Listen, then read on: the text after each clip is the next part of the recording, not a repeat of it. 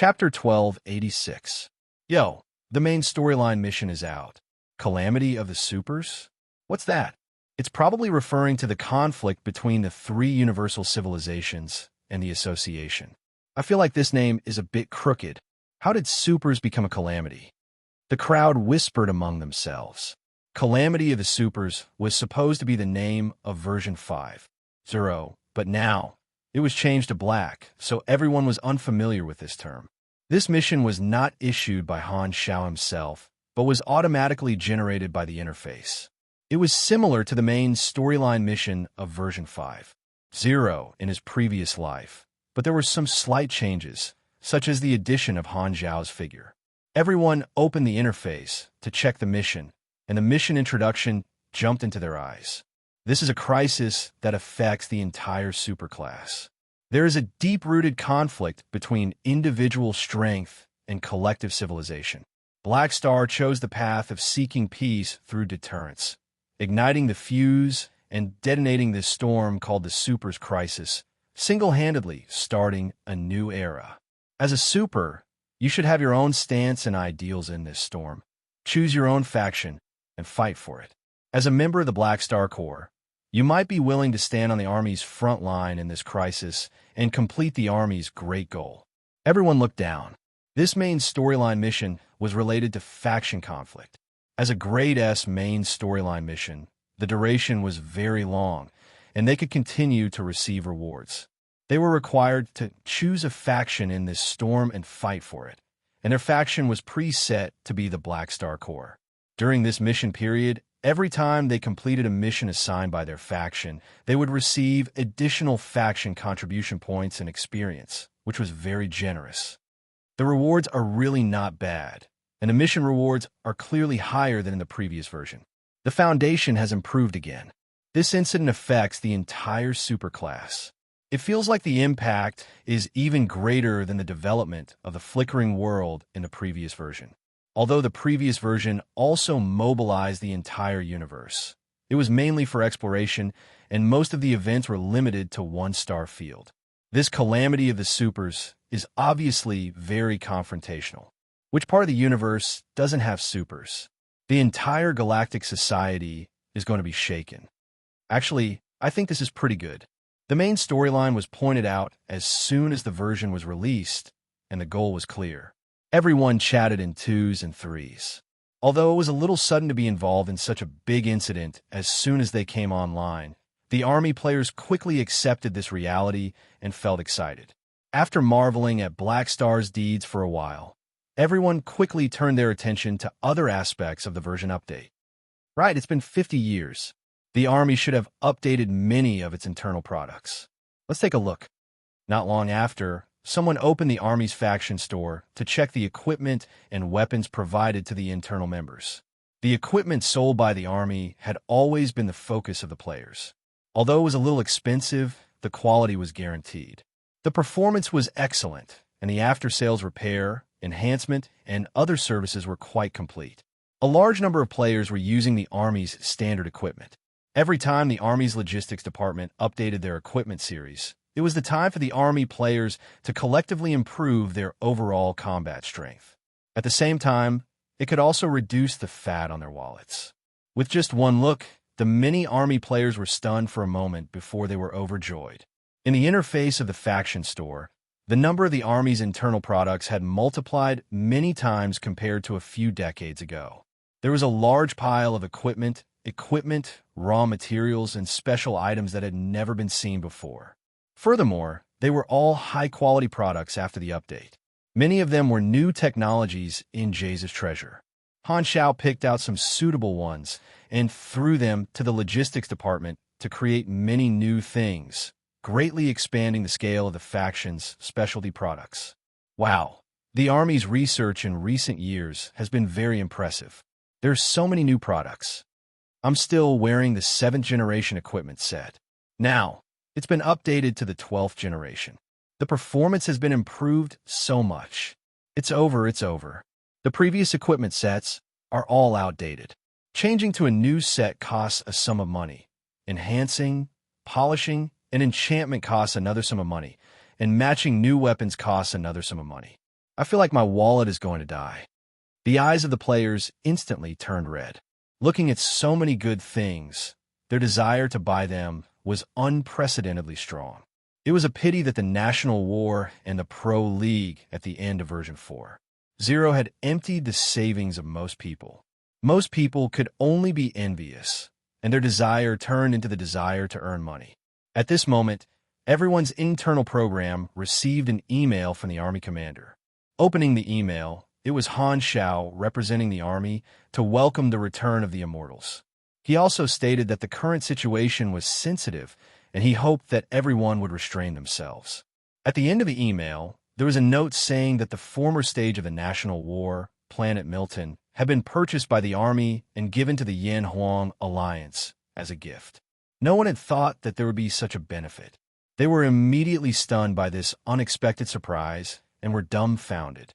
The army commander directly bought a national war planet and gave it to us. It's not an illusion, right? Maybe this is the power of money. Why would Old Black do this? He probably doesn't know about the national war, right? That's hard to say. At that time, many galactic forces were paying attention to us. Although they didn't know about our national war, they could definitely see that the immortals of different forces were competing. Our Yan Huang Alliance crushed everyone else. Maybe Old Black felt that we had won glory for the army? I think it's possible. Everyone's faces were filled with excitement. As the stage of a national war, Planet Milton had the potential to become a main city. If the army directly bought it and gave it to the Yan Huang Alliance, it was equivalent to handing over the sovereignty of this main city to the Chinese players. Originally, the management rights of this kind of planet basically belonged to the legitimate NPC forces. Who would have thought that it would fall into the hands of the players? This gift was not light. This was the first player guild to own a planet. At that time, many players participated in the National War, but they did not expect to receive such an additional reward from the faction. They could not help but be overjoyed. Speaking of which, most of the Chinese players were the Blue Star Fellows who first followed Old Black to explore the galaxy. This gift might be Old Black taking care of his fellows. Thinking of this possibility, veteran players like Madblade were a little touched. This proved that Black Star had always had them in his heart. Not long after, this matter spread to the forums, and countless players from the other factions were instantly jealous. It's the Black Star Corps' benefits again. How can their faction be so good? Damn it, I'm so jealous. Black Star is indeed the model of starting from scratch. He really knows how to win people over. I also want to meet a faction leader like this. Oh, lemons are so good. Seeing this scene, many foreign club players who had participated in the National War suddenly had a stifled expression, and their stomachs began to churn. Originally, quite some time had passed since the National War, and these participants had already adjusted their mentality. Although they had lost, there were not many substantial losses. However, at this moment, these players felt that their hearts had been stabbed again. Seeing the Yan Huang Alliance happily receiving a planet as a gift, these foreign clubs only felt annoyed. If we had worked harder at the last moment and won the National War, this planet would have been ours today. Oh, I forgot we are not Black Star Corps members. Even if we won, the faction behind us would not have bought Planet Milton as a gift. Thinking of this made them even more depressed. As soon as tens of millions of players returned, the forums that had been silent for a long time instantly became lively. The version had just been updated, and everyone was busy leveling up and updating their equipment. The most important thing was to fill their wallets. After understanding the current situation, many army players could not wait to take action. At the same time, in the army commander's office, Han Shao turned off the monitor in the hall and glanced at the experience bar on the interface. It began to rise rapidly, and he felt very comfortable. This is the aroma of leaks, comfortable. The player's savings have been mostly spent in the previous version, and the new version has just opened. They also have the need to level up, so I can only use new products and a certain discount to stimulate consumption and try to maintain the efficiency of harvesting experience. Han Shao stroked his chin with his fingers, his eyes shining. The cost of leveling up now was extremely exaggerated. He had also accumulated some experience during the version update. According to the normal harvesting efficiency during the opening of the version, Han Xiao estimated that it would take 1.5 to 3 years to fill up the experience pool for the level 360 promotion. It was not a long time, but it was not short either. It mainly depended on the speed at which the players accumulated experience. If he used his proficient leak management skills, he might be able to speed up the efficiency of the players. Before the promotion, Han Xiao also planned to max out his God's trait transformation in the Void Branch. This would also take some time to create more universal treasures. The main storyline mission this time was a faction war. The association had a natural attraction to the players, and he was currently the leader of the association. Han Xiao was not worried about being poached. Instead, players would transfer to the army one after another. The players have returned. The fuse for the calamity of the supers is basically ready. It's just a matter of how the 3 universal civilizations react. Han Xiao pondered. On the mother planet of the Radiant Federation, in the President's Palace, the immortals from all over the world have returned. TSK. This is also a group of troublesome fellows. Lewis, who was standing by the window, looked back at the head of the intelligence department and frowned. He secretly felt that this was troublesome. Do we need to take action? The head of intelligence asked. Lewis returned to his seat, stroked his chin, and said thoughtfully, "The immortals. Could the principle of their resurrection be related to the Sanctum revival?" In the past year, the 3 universal civilizations had invested an astronomical amount of money into the Sanctum revival research. There had indeed been some progress, but it was still far from producing results. In the field of information form, although the 3 universal civilizations were at the forefront of the explored universe, their technology was still not perfect. The leaders of the 3 universal civilizations would ask about the research progress every few days, so Lewis subconsciously associated the players with the Sanctum revival. In his opinion, both were strange resurrection methods, so there might be some connection. After pondering for a while, Lewis said with a deep voice, "Those revivers are stubborn. We still can't find out the details of their resurrection process. Increase the funds for the Immortals Research Project. This might be another breakthrough." Understood. The head of intelligence noted it down. Lewis paused and asked, "How's the public opinion in the outside world recently?" "The class division is going well. Through the difference in treatment, one-sided publicity, and other means, we have successfully created a group of supers who think that the association's ambition has affected the order. They are basically people who have been affected and lost benefits, so the supers are divided into 2 voices. The number of objectors is not many at the moment, but it is enough. Their existence will make the supers who support the association place more hope in it, constantly pushing the association to a higher altar, and even shouting the slogan of breaking off with the 3 universal civilizations." Well done. Lewis narrowed his eyes. Too much is bound to fall. The association has too many expectations placed on it. Once we can make the association suffer a small setback, we can achieve twice the result with half the effort, heavily damaging the association's prestige in the supers and shaking more people's hearts. The 3 universal civilizations did not wish for a leading force to appear in the supers. Not only was the Supercluster Alliance fanning the flames, the 3 universal civilizations had also adjusted their strategy, secretly spreading the public opinion and dividing the voices of the supers. They wanted to carry out a strategy of killing the association by attacking its high prestige in the supers, making the supers disappointed in it and destroying their confidence. However, the time was not right yet, and there was no reason to test it now. There is no need to say that this move was not suitable for now. Lewis waved his hand to let the head of intelligence leave. After waiting for a while, 2 remote projections suddenly appeared in the room. They were Mechanical Queen Morniza and Guardian Romo, both direct beyond Grade A mechanics of the Radiant Federation. "You're here." Lewis nodded, narrowed his eyes, and asked, "You asked to see me? Did you find a location of the Mecha Empire's main body?" The direct mechanics of the Radiant Federation had been searching for the location of Manison's main body all these years, but to no avail. Romo shook his head. "He hid too well. We still have no news." "Then why do you want to see me?" Lewis frowned. Morniza took a step forward and slowly said, I once studied with the Mecha Empire, so I'm very familiar with their virtual technology style. Not long ago, my technology made a breakthrough, so I've requested the three universal civilizations help to hack into Manison's database. Lewis was stunned. What's the purpose of this? Morniza's eyes sparkled. I've taken a fancy to the Mecha Empire's technology vault. I want to get his life's work. She used to be a student of the Mecha Empire, so she knew better than anyone else just how rich Manison's foundation was.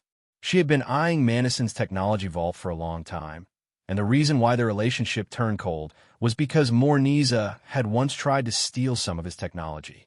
After that incident, in order to protect herself, she became a direct member of the Radiant Federation. Ever since Manison lost power, Morniza had once again set her eyes on his technology.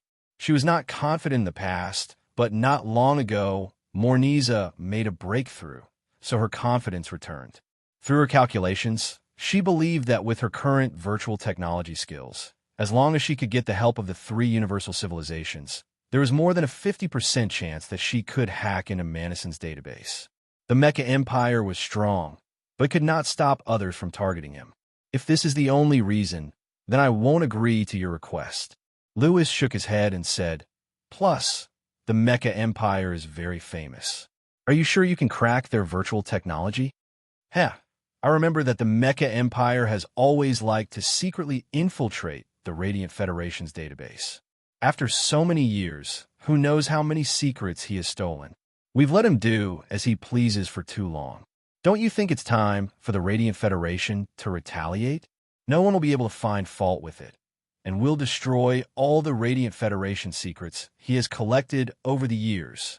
At the same time, we can get the secrets of the many supercluster civilizations in the primeval Star River from him. These are the real enemies of the three universal civilizations. Lewis's eyes flashed, and he was a little tempted. Currently, the three universal civilizations did not want to provoke the association, but if it was just hacking into the Mecha Empire's database, it would not be a big deal. While the three universal civilizations were wary of the association, they had never stopped their little tricks. Plus, the Mecha Empire was no longer the president, and they had always been on bad terms with Black Star. This time, Morniza sneered and continued. As for my ability, the Mecha Empire's strength has been weakening since Black Star took away more than half of the faith of the machinery faith. They're no longer at their peak. As long as the three universal civilizations help me, I'm confident that I can hack into their database. After this is done, the Radiant Federation will be able to copy the technology. Lewis's eyes flashed. After weighing the pros and cons, he slowly nodded. I agree to your request. I'll help you contact the Dynasty and Ethereal Federation. This plan can be tried, and we can test the association's reaction. Try to succeed. Don't disappoint me. Hearing this, Morniza smiled triumphantly.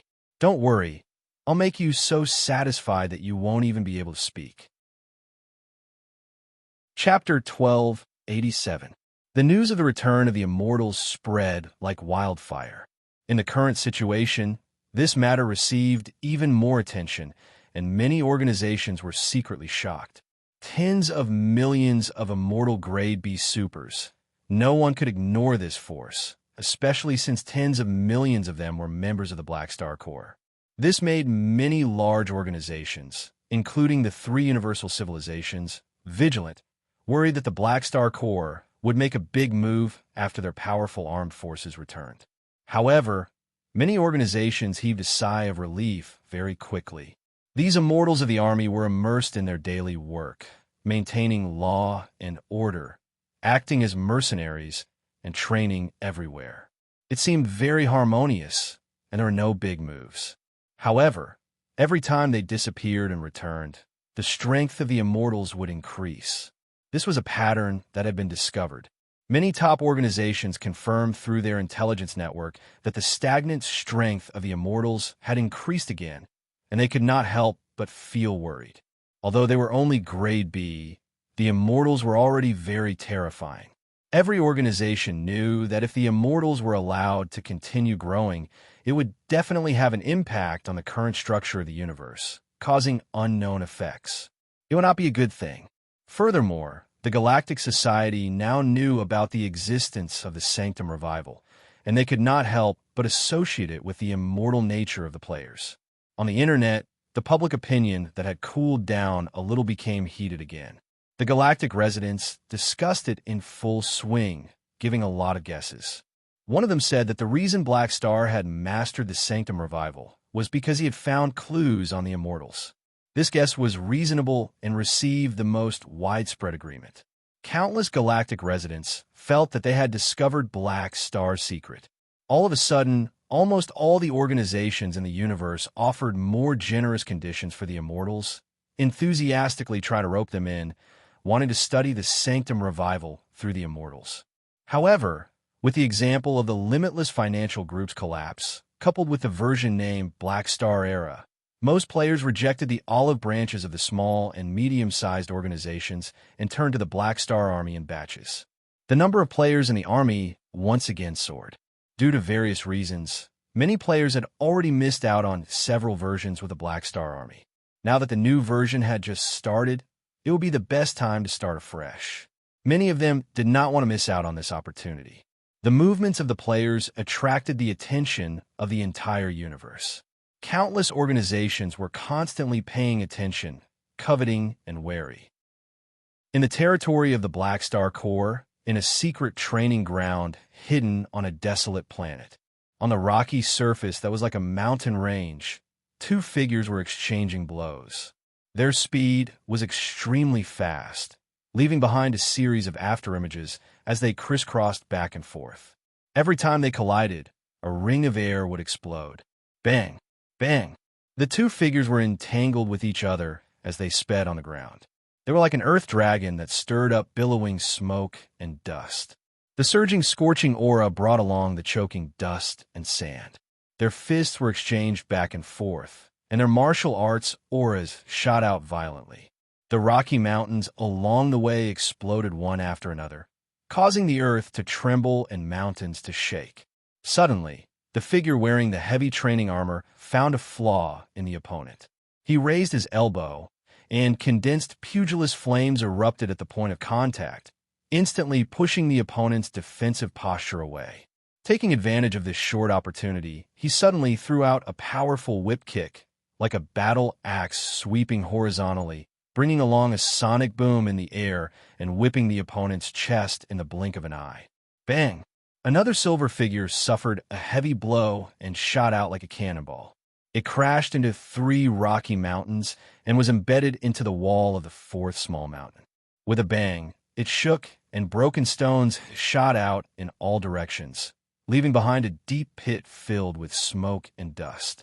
Spider web-like cracks quickly spread on the wall of the mountain. Not bad. The silver figure's body trembled, and the small mountain exploded, turning into a rain of rocks. He floated in the air, his body like flowing silver liquid metal. The dent in his chest was quickly recovering. It was Ening. On the other side, his opponent did not pursue him. He took off his helmet, revealing a plain face. It was Carrot. Ening flew back to Carrot, nodded, and said, "Your improvement is getting faster and faster. Although it's only been a year, the current you can probably defeat 3 of yourself from a year ago. Your ability is already not bad among the Calamity grade supers." "Am I that good?" Carrot scratched his head, feeling a little embarrassed. He was used to being at the bottom, so when he heard praise, he felt uncomfortable all over. "Your pugilist potential is something I've never seen before in my life. In time, your achievements might surpass mine." Ying's tone was filled with emotion. He had suppressed his strength to fight with Carrot earlier. Although he had only displayed the strength of a Calamity grade supers, Carrot's performance had shocked him and even made him feel pressured. Back then, when Black Star had asked him to teach Carrot, Ening had been a little unwilling. However, after a year of teaching, he was really satisfied. Carrot's strength had increased by leaps and bounds. If he was an ordinary Calamity grade supers before, he was now at the elite level, close to the boss level. This huge transformation had only taken him a year. Ening saw the potential of a beyond grade A from Carrot, So not only did he not reject teaching, he even gave it his all and imparted his pugilist experience to Carrot without holding back. If he could become a beyond grade A teacher, it would be a good thing for him as well. Blackstar had a wide range of friends and did not lack pugilists. However, such a good thing had actually fallen into his lap. Yining could not help but feel grateful to Han Xiao, feeling that Blackstar was helping him. However, Yining did not teach Carrot wholeheartedly just because he wanted to groom a junior. As soon as he saw Carrot, he felt joy in his heart and secretly admired him. They were very compatible. It's all because you taught me well. Carrot smiled honestly. It's not all because of me. I also have to thank Blackstar. His foresight is really too accurate. If not for him guiding me on how to teach you, I might not even have a clue now. Yining shook his head. Han Xiao had seen Carrot's growth mechanism through the interface, so he had asked Yining to focus on specific training. He had first focused on explaining pugilist comprehension and then high-intensity training. As a result, Carrot had improved by leaps and bounds within a year. According to the original growth trajectory, Carrot was the type of person who matured late. However, the reason might be because he was not clear about his own characteristics and could only slowly explore and accumulate, so it took him a lot of time. If he had trained with a goal in mind from the start, perhaps Carrot's growth would not have been slower than others, but much faster. From another perspective, Carrot was really very similar to Great Hirogwa. Under his naive appearance hid extremely outstanding talent. It was just that he did not meet the best teacher and wasted too much time.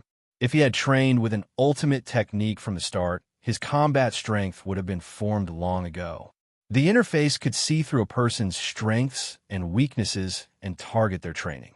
There was probably no other teacher in the universe who was more suitable than Han Xiao to teach according to the individual's aptitude. Not only Carrot, but the hundreds of other beyond grade A seeds had all received his guidance and improved. Almost all of them treated Han Xiao as their spiritual teacher. At this time, a remote projection appeared beside the two of them. It was Han Xiao. "Your Excellency, Blackstar." Yining and Carrot immediately looked over and bowed. "How's your training?" Han Xiao smiled. "It's improved compared to last time.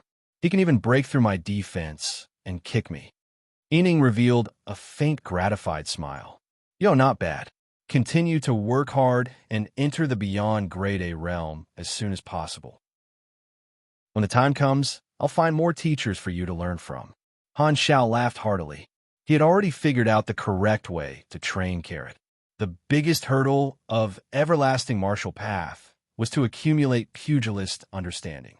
The shortcut was to communicate with different beyond grade A pugilists, which would allow Carrot's pugilist understanding to complete the transformation of his talent and enter the fast path of leveling up. When Carrot became a beyond grade A, Han Xiao planned to use his connections to get those beyond grade A pugilists to impart their understanding to Carrot, not letting a single one of them go. With Carrot's simple and steady character, Han Xiao was sure that this investment would not lose money and would only be profitable. After giving some instructions, Han Xiao ended the call and left. Carrot exhaled, feeling extremely warm inside. Over the past year, no matter how busy Blackstar was, he would call every 10 days to check on the progress of his training and specially develop a training plan for him. He even invited Silver Shadow, a beyond grade A super, to be his teacher. All these actions showed how much Blackstar valued him, and it was not a lie. As the saying went, there would be no harm if there was no comparison. Thinking back to how the dynasty had treated him, even if Carrot was not a stingy person, he could not help but feel that there was no comparison between the two. Carrot remembered all these favors in his heart. Even without the relationship of idolatry, his sense of belonging to Blackstar had already broken through the sky. The ruler treated me like a country knight, so I'll definitely repay him like a country knight. In the office of Blackstar Palace, Han Xiao retracted the remote projection and smiled. Carrot is really worth grooming. His growth in just a year is already so high. Based on this trend, he might catch up and become a beyond grade, even faster than Load Hair. He cannot be more satisfied with Carrot. He could only say that he was indeed the future face of the pugilist class. Load Hair was still stuck at the threshold of beyond grade A, and this step was the most difficult. He had no idea how long it would take. In addition, Evans had been grooming for decades. Because the players were not online, he did not absorb any new abilities and had been polishing his core Esper ability. Now that his strength had increased, he had steadily fulfilled the potential of his Esper ability and successfully entered the Calamity grade. Han Xiao was full of expectations for this little ES god. Now that the players had returned, he could finally add new Esper abilities to Evans and match them with specific combat styles. Other than these few potential stocks, the high-end strength of the army had expanded several times. There were many beyond grade A seeds, and there were many people worth grooming. Oh, right, there was also the bald baby, Sylvia. Unfortunately, with Sylvia's potential, it would be good enough if she could become a beyond grade A seed. Han Xiao still felt that the position of chief administrative official was more suitable for her. Han Xiao shook his head, took out his communicator, and looked at it. The outside world is reacting to the return of the players. They're worried that if they continue to grow, they will become more and more lawless, shaking the order of the galactic society. This is actually not wrong. The fuse has already appeared. In ancient times, there was a saying that heroes used martial arts to break the law. When it came to the players, this characteristic was even more exaggerated. The stronger they were, the harder it was to manage them. Han Xiao considered it from the perspective of the three universal civilizations and could understand that the calamity of the supers had its reasons. At least, it was very suitable for the players. The three universal civilizations should be making a move soon. I keep feeling that something is going to happen. Han Xiao rubbed his forehead and frowned.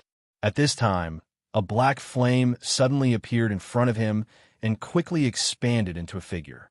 It was Oathkeeper's mental projection. Han Xiao looked up at him and raised his brows. Why didn't you say anything? Why are you looking for me? Have you gathered another set of keys? Not yet. Oathkeeper's tone was solemn. Blackstar, I have two pieces of bad news for you. Oh? What is it? Han Xiao was curious. There's a traitor among the group of Avengers. He wants to sell the information about the Holy Covenant and the Sanctums in exchange for the help of the advanced civilizations to take revenge. Han Xiao's face darkened. How did this happen? Has the news been leaked? Pangan is chasing after him. The information has been intercepted and has not been sent out. Han Xiao frowned. What's the other bad news? Someone used magic to spy on the Holy Covenant organization. We traced the source and found that the magic path came from the secondary dimensions. We've probably been discovered by someone hiding in the secondary dimensions. We don't know who it is yet, Oathkeeper said with a deep voice. Hearing this, Han Xiao slowly stood up and put on his cloak. Tell me the coordinates. I'll go take a look. Chapter 1288. The violent atmosphere stirred up the black sand in the sky. The high-speed sandstorm that could easily crush steel shrouded the surface of this desolate planet all year round. The harsh environment of the planet did not give birth to any life. Suddenly, a blue light flashed in the sandstorm, and a figure appeared out of thin air, falling from the sky and crashing onto the ground. This person was wearing a mechanical suit that was damaged all over, and he was covered in blood as if he was heavily injured. He struggled to stand up, raised his hand, and flicked out a thin blue energy shield, blocking the high-speed sandstorm around him. The next second, a few more lights flashed behind him. Pangan and a few other beyond grade, as chased after him and quickly surrounded him. Pangan stared at this person coldly, his tone filled with killing intent. Kotlin, you betrayed us. This primordial one, named Kotlin, panted heavily, looked around, and smiled miserably. They were all beyond grade and the spatial ripples he left behind through teleportation and hyperdrive were all clues for the other party to track him. He could not get rid of Pangan and the others, and his communicator network was also locked by the mechanics around Pangan, unable to be unlocked in a short time.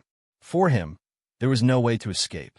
Pangan clenched his fists and said in a low voice, I said what I said. Our principle is to not involve Black Star and the Holy Covenant as much as possible. You tried to use their information in exchange for the help of the supercluster civilization, which has already broken the original agreement. I can only get rid of you." He was a little pained, but also a little relieved. Kotlin was a member of the Avengers. He was pained that one of his companions had taken a wrong path, but he was also relieved that he discovered it quickly enough.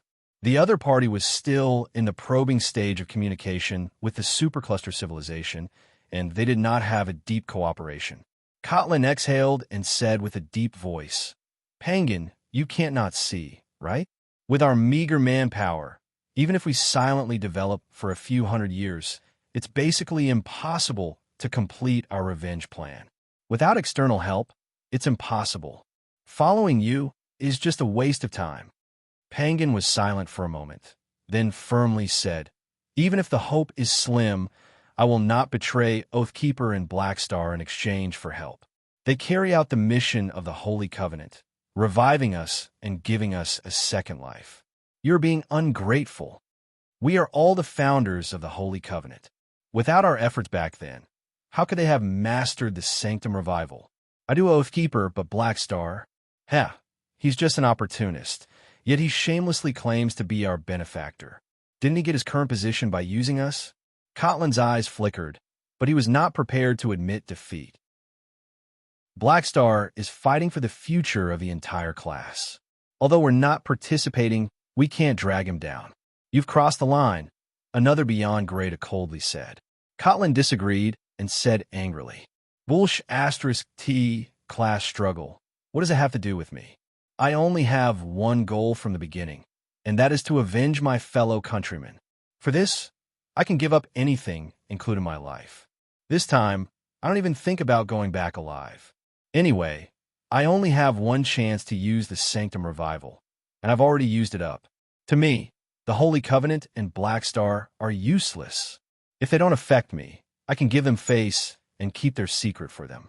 However, Blackstar's path is obviously to find a way to coexist peacefully with my enemy, the three universal civilizations.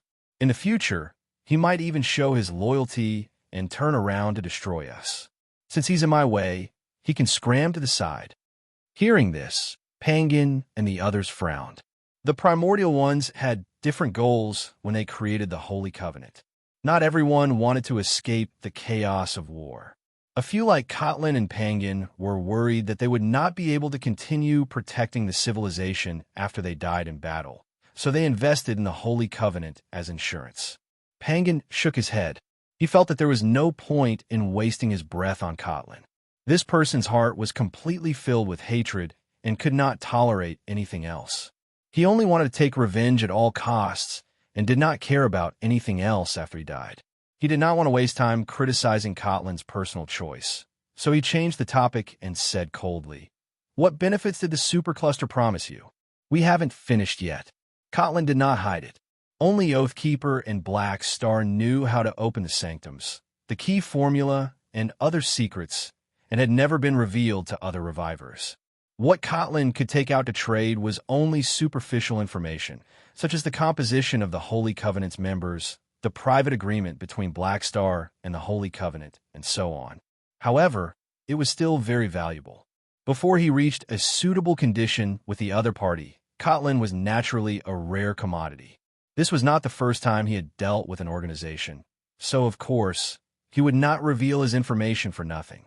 Otherwise, he would lose the value of the negotiation. Thus, he had not revealed much yet. Penguin nodded silently. Pugilist flames ignited all over his body as he said coldly, "Okay, then there's nothing more to say. I'll send you on your way personally. I don't intend to wait for death. If you want to kill me, then come and try." Kotlin did not care about the consumption of his life force and crazily squeezed out his exhausted cells. The next moment, several figures moved quickly and collided with each other. Bang!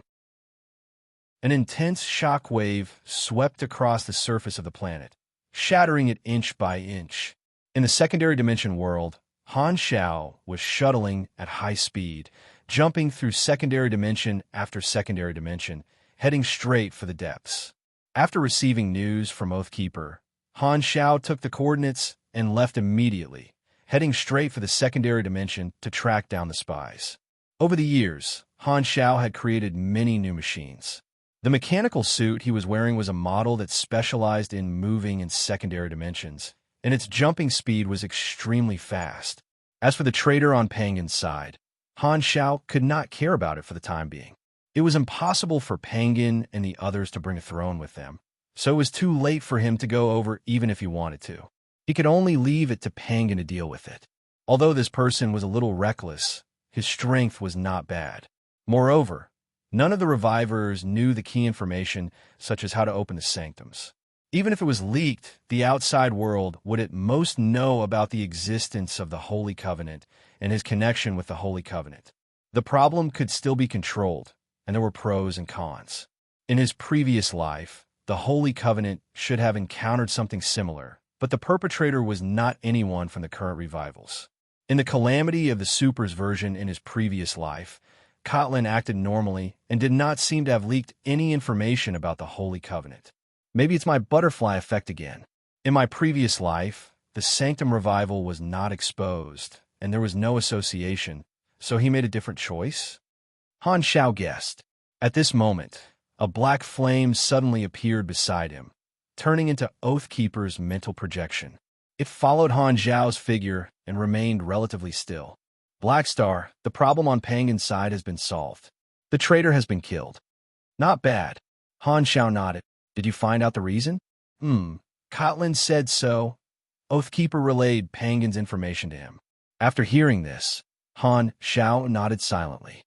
So that's how it is. In his previous life, the Holy Covenant organization had always been hiding in the dark and did not participate in these disturbances.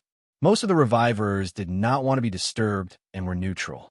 Now, under his mobilization, many of the revivers had participated in the battle between the Beyond Grade, as causing Kotlin's thoughts to change and no longer keep it a secret.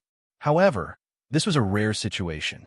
Basically, the revivers would not take the risk of leaking information because they knew that once they destroyed the plan of Black Star and the Holy Covenant, they would definitely be hunted down by a large group of revivers. They might even cause Black Star to personally take action and lose their precious last life. People like Kotlin who were ungrateful and did not care about their lives were an exception. The binding of class interests and life safety was enough to suppress the thoughts of most people. In fact, Law and Fei had privately suggested that Oathkeeper use Soul Flame as a gag order, although it could not form a strong restriction on the Beyond Grade as it could sense if the revivers leaked information. However, this suggestion was rejected by Oathkeeper. Han Xiao also did not agree with this suggestion. If only things were that simple. The Holy Covenant was able to suppress the second batch of revivers because of the support of the first batch of primordial ones. They were the founders of the organization. If this suggestion was taken, the nature of the Holy Covenant would change. The revivers would have all run away long ago. They would even take out the main body of Soul Flame from Oathkeeper's body and destroy it on the spot. Various thoughts flashed through his mind. Han Xiao shook his head. It's hard to avoid traitors. Be more careful. Oathkeeper sighed. Kotlin, you wasn't like this in the past. Sigh. Hatred can always completely change a person. When you revive in the future, don't include him. Of course. Han Xiao nodded. The two of them were the only ones who knew the true mechanism of the Sanctum Revival. After this incident, the two of them had already removed Kotlin's name from the revival list and would not consider reviving him in the future. This guy thought that he could only revive once and felt that the Holy Covenant and Black Star were of no use to him. So he decided to burn the bridge after crossing the river. Since that was the case, Han Xiao was naturally willing to help the other party's dream come true and make Kotlin's Sanctum Revival really only happen once. He would not know what he had missed. This time, the mechanical suit's dedicated secondary dimension coordinate tracker suddenly rang and gave a notification. Han Xiao followed the guidance and jumped through a few more secondary dimensions. He then followed the instructions and entered the space turbulence. After shuttling for a while, he suddenly stopped outside a secondary dimension. The outer wall of this secondary dimension in front of him was engraved with countless magic circuits and was tightly protected.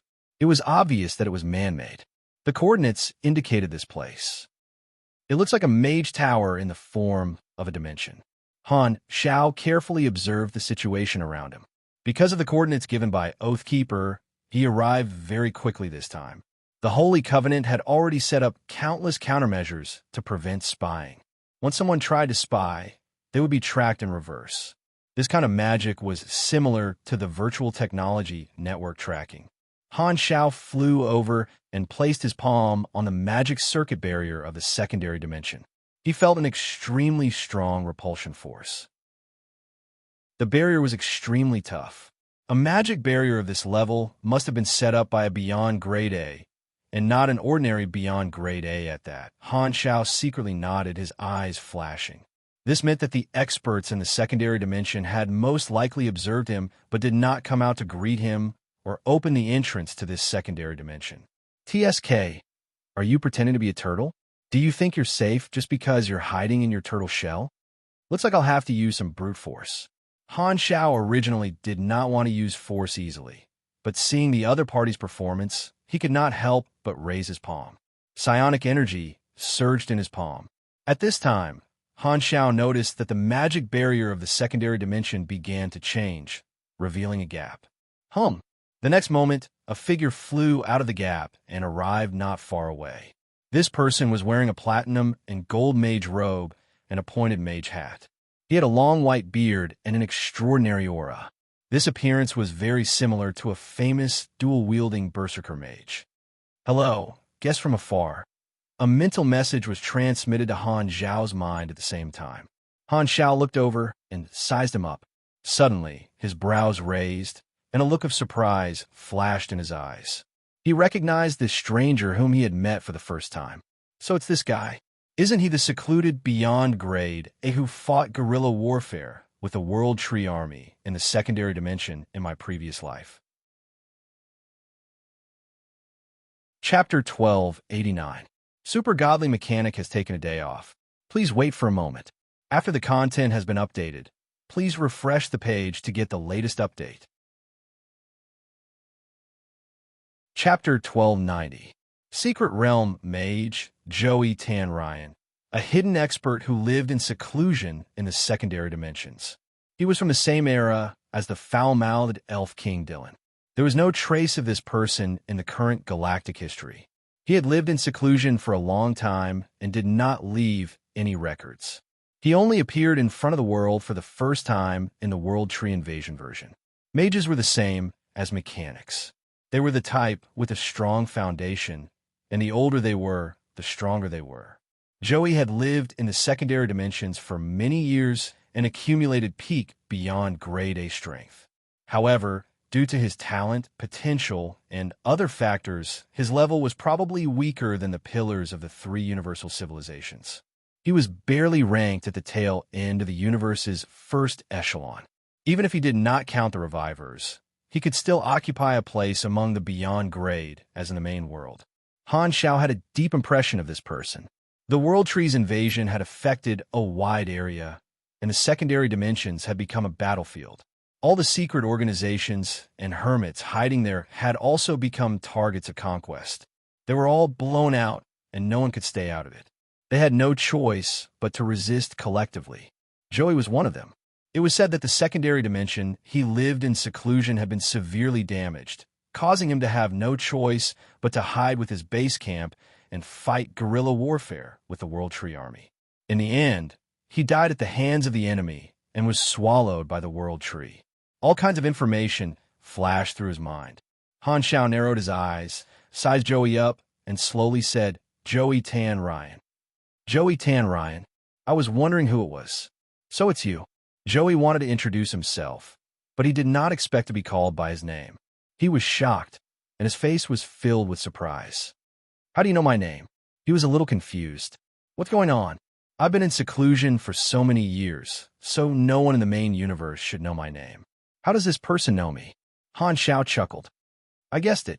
Amazing, right?" Joey choked and felt a stifling sensation in his heart. How sarcastic. He felt that Black Star's personality was different from the rumors, so he suppressed his depression and suppressed his curiosity. He coughed and asked, "Well, whether you guessed or not, you already know who I am. I'm very curious. Why would the famous black star of the main universe visit my home? Han Xiao smacked his lips. Oh, so you know me too. I thought you had completely hidden yourself from the world and didn't pay attention to the changes in the main universe. I only pay attention to the news occasionally. Joey became more and more suspicious. He felt that Black Star seemed to have a deep understanding of him, but he had never interacted with the other party before. There was something strange about this matter. Really, Han Xiao did not comment. But not long ago, you spied on a friend of mine. It seems that you pay attention to a wide range of things, not just the news. So that's why you're here? Joey suddenly understood, and a burst of vigilance rose in his heart. He had just discovered Black Star's visit in the secondary dimension and was wondering how this person had found him. He originally wanted to silently observe and guess the other party's intentions. But when he saw Han Xiao raise his hand to break the magic barrier, Joey could not sit still and came out to meet him. He did not expect that the person he was interested in observing not long ago was related to Black Star. Now that the main character had come to find him, he was afraid that there would be trouble. Since the other party had come, he naturally knew what was going on. There was no point in denying it. Joey's expression changed. Seeing this, Han Xiao smiled and spread his hands. As the saying goes, those who come from afar are guests. You don't want to keep talking to me here, do you? Aren't you going to invite me to sit in your secondary dimension and have a good chat? Hearing this, Joey slowly nodded, opened a gap in the barrier, and made an inviting gesture. Of course. Come with me. After saying that, he led the way in front, and Han Xiao followed him into the secondary dimension. The world in front of him suddenly changed. A lush, natural, and peaceful continental world jumped into his eyes. A huge city surrounded a white tower that pierced into the clouds. Passing by from high above, looking down at the street scene, the ant-like residents of various species were bustling, and the atmosphere of the city was very harmonious and lively. The two landed on the platform at the top of the tower. Joey gently snapped his fingers, and two sets of high-end tables and chairs, as well as a table full of snacks and tea, appeared out of thin air. Han Xiao smiled at the side, as if talking to himself. Magic is really convenient. Please sit down and try my specialty here.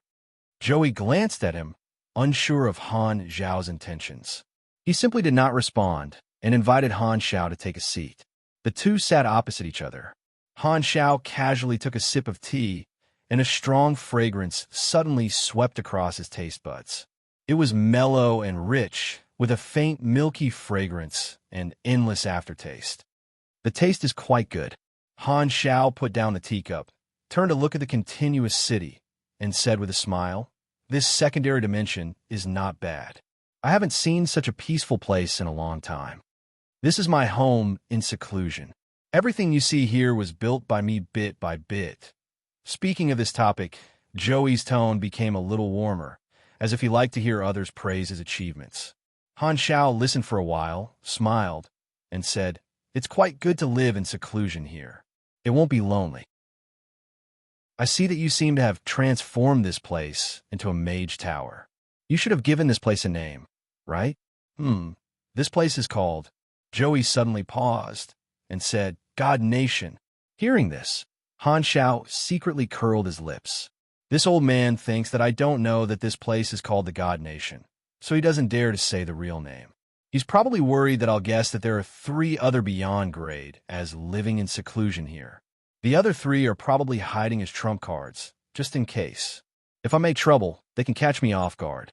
Han Xiao did not immediately expose the other party.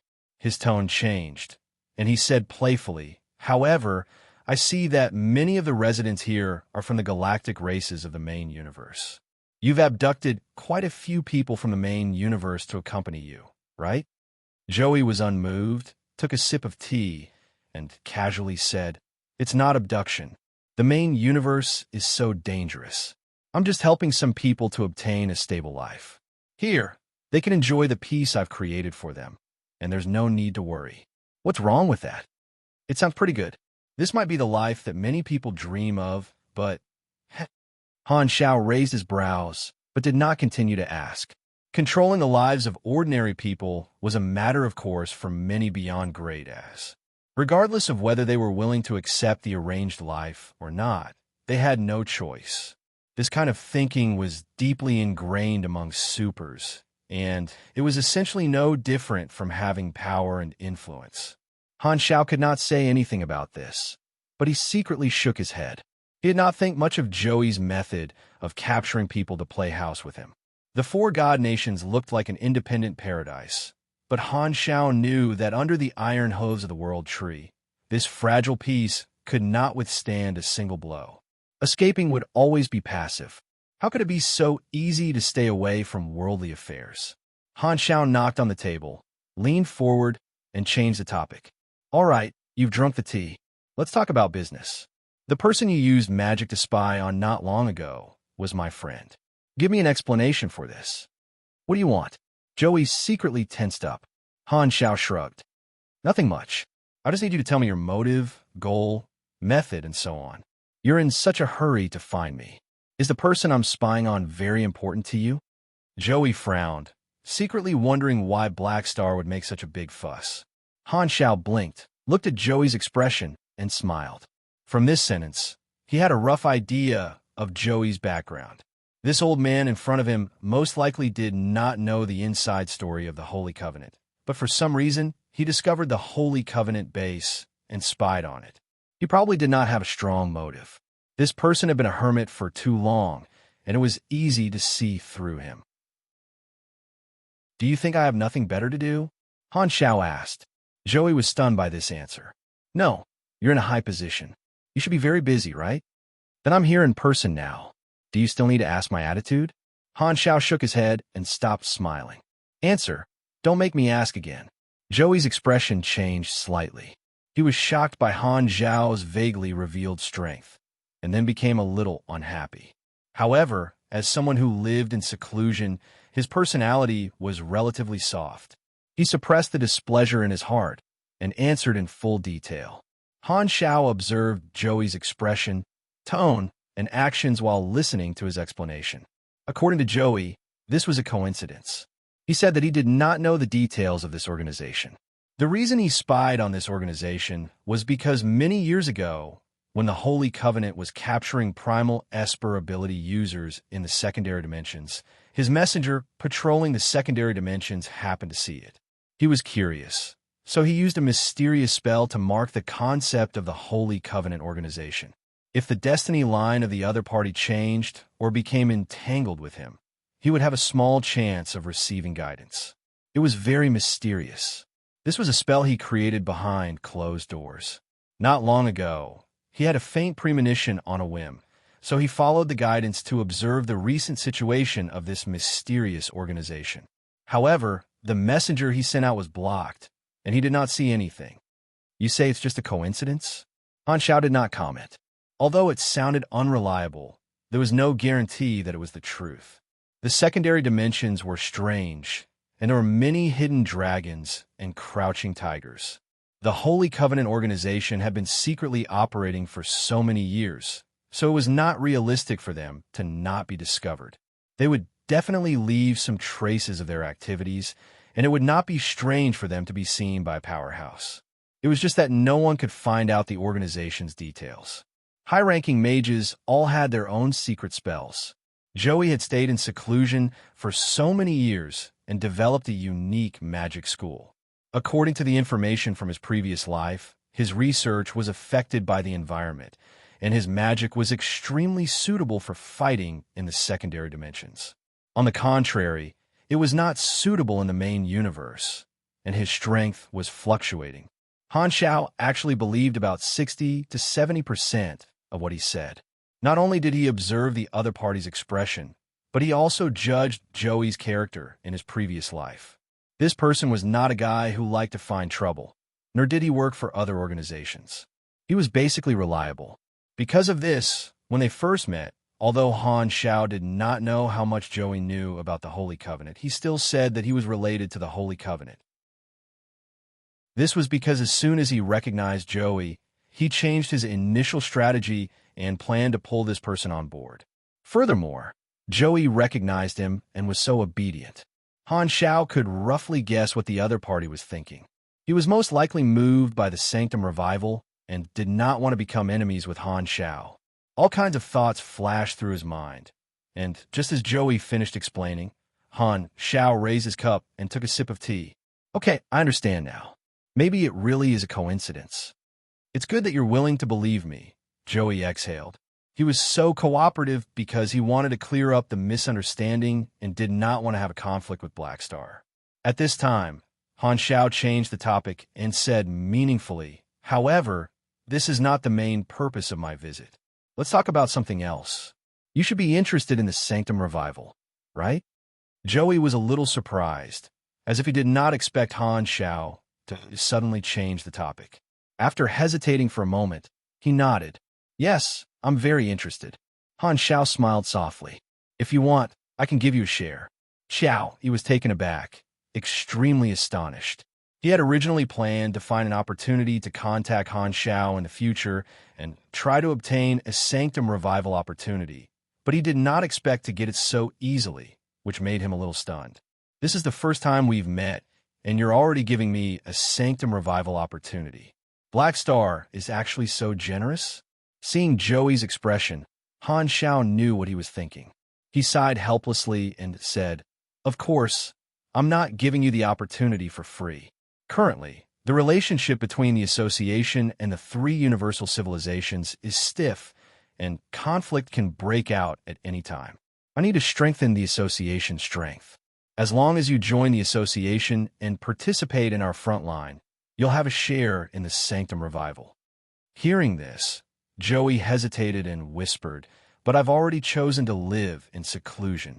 I'm not willing to get involved in any storms that happen in the main universe. Can I join the Association in name after it reconciles with the three universal civilizations?" You don't want to contribute, but you want to share. Don't you think that's too wishful thinking? Han Xiao secretly rolled his eyes. To even say such words in front of him, this person had really been in seclusion for too long and was already muddle-headed. Joey said awkwardly, "Then, can you change the condition?" Han Xiao raised his brows. "I don't think you're qualified to bargain. Besides, what else do you have that I need?" Joey was speechless. This time, Han Xiao patted his clothes, stood up, and slowly said, "Your hesitation is mostly due to your lack of trust. You think that the probability of me failing is very high. I believe that sparring is the best way to dispel doubts. How about it? Do you want to spar with me?" That seems a little sudden. Joey was surprised, but after thinking about it, he did not reject this proposal. "All right, I'm also curious about your ability. Let's go outside and spar." Black Star had been famous for a long time, and Joey had been training in seclusion for so many years. He also wanted to see how big the gap was between him and Han Xiao. Sparring was always the main way for Beyond Grade as to communicate. However, at this time, Han Xiao shook his head. "You misunderstood. I don't want to spar with you. I want to spar with all of you." As he spoke, he turned his head and slowly spoke. "The three of you have been eavesdropping for long enough. Come out." A few seconds later, three figures flew over and landed on the platform of the tower. They looked at each other helplessly. They were the other three Beyond Grade, as of the Four God Nation. They thought that Black Star had not noticed, but it turned out that he had known about it long ago and had made them hide for nothing. Thinking about the scene just now, the three of them could not help but feel embarrassed. Hearing that Black Star wanted to fight the four of them alone, they were even more unhappy. "Are you sure you want to fight the four of us alone?" Joey frowned, and his expression did not look too good. He felt that he had been underestimated. "Yes, otherwise, I'm afraid it will end too quickly and I won't feel anything." Han Xiao smiled. He had not come up with this idea on the spur of the moment. He had been prepared to fight this group of people for a long time. The Fist had the greatest right to speak. Only by beating the four of them up would he be able to sway their thoughts and negotiate. "You're too arrogant." Joey's tone also became cold. Although he had a good temper, he was still someone who cared about his face. Being underestimated by his opponents like this, his anger gradually grew. Seeing the expressions of the four of them becoming more and more dissatisfied, Han Xiao stopped smiling. His eyes shone with electric light, and the aura of his body gradually rose. Golden mechanical force began to crackle around his body. A majestic voice with energy vibrations came from Han Zhao's mouth. "It's you guys who have been hiding for too long and have fallen behind. I don't mind helping you guys recognize whose era this is." Chapter 1291. This was a white space that stretched as far as the eye could see. There was nothing here, and it looked completely empty. Suddenly, a whirlpool-like blue teleportation gate appeared out of thin air, and Han Xiao, Joey, and the other three flew out. "This is the prototype of the secondary dimension I created. We usually spar here. Black Star, you don't have any objections, right?" Joey sent a mental message with a sullen face. "Sure." Han Xiao looked around and nodded. After reaching an agreement to spar, because they were worried about destroying the four god nations, they decided to change the battlefield.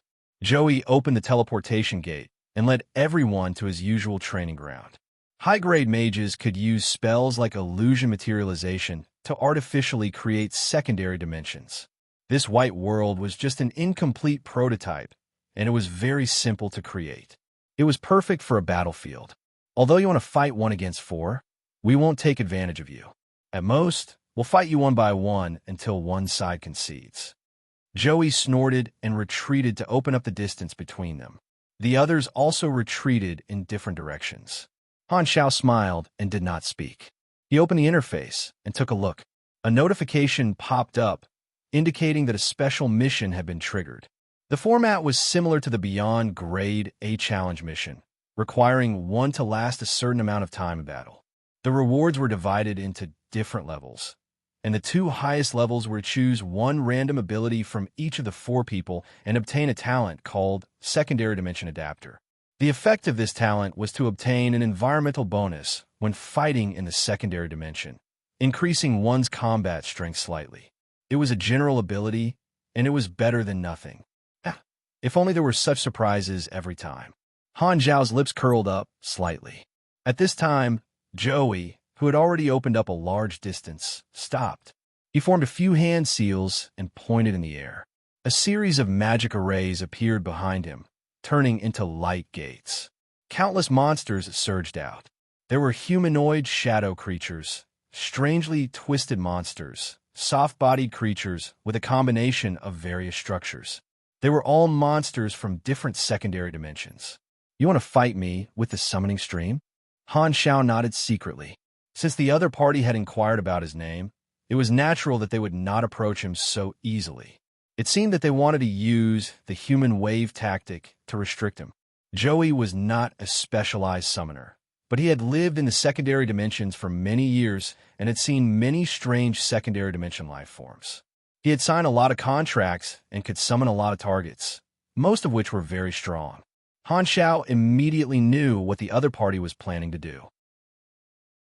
He wanted to rely on his solid foundation to fight. The other party probably thought that he had not been a Beyond Grade A for long enough, and that his foundation was his weakness. "Then I'll play with you." Han Xiao did not take it to heart.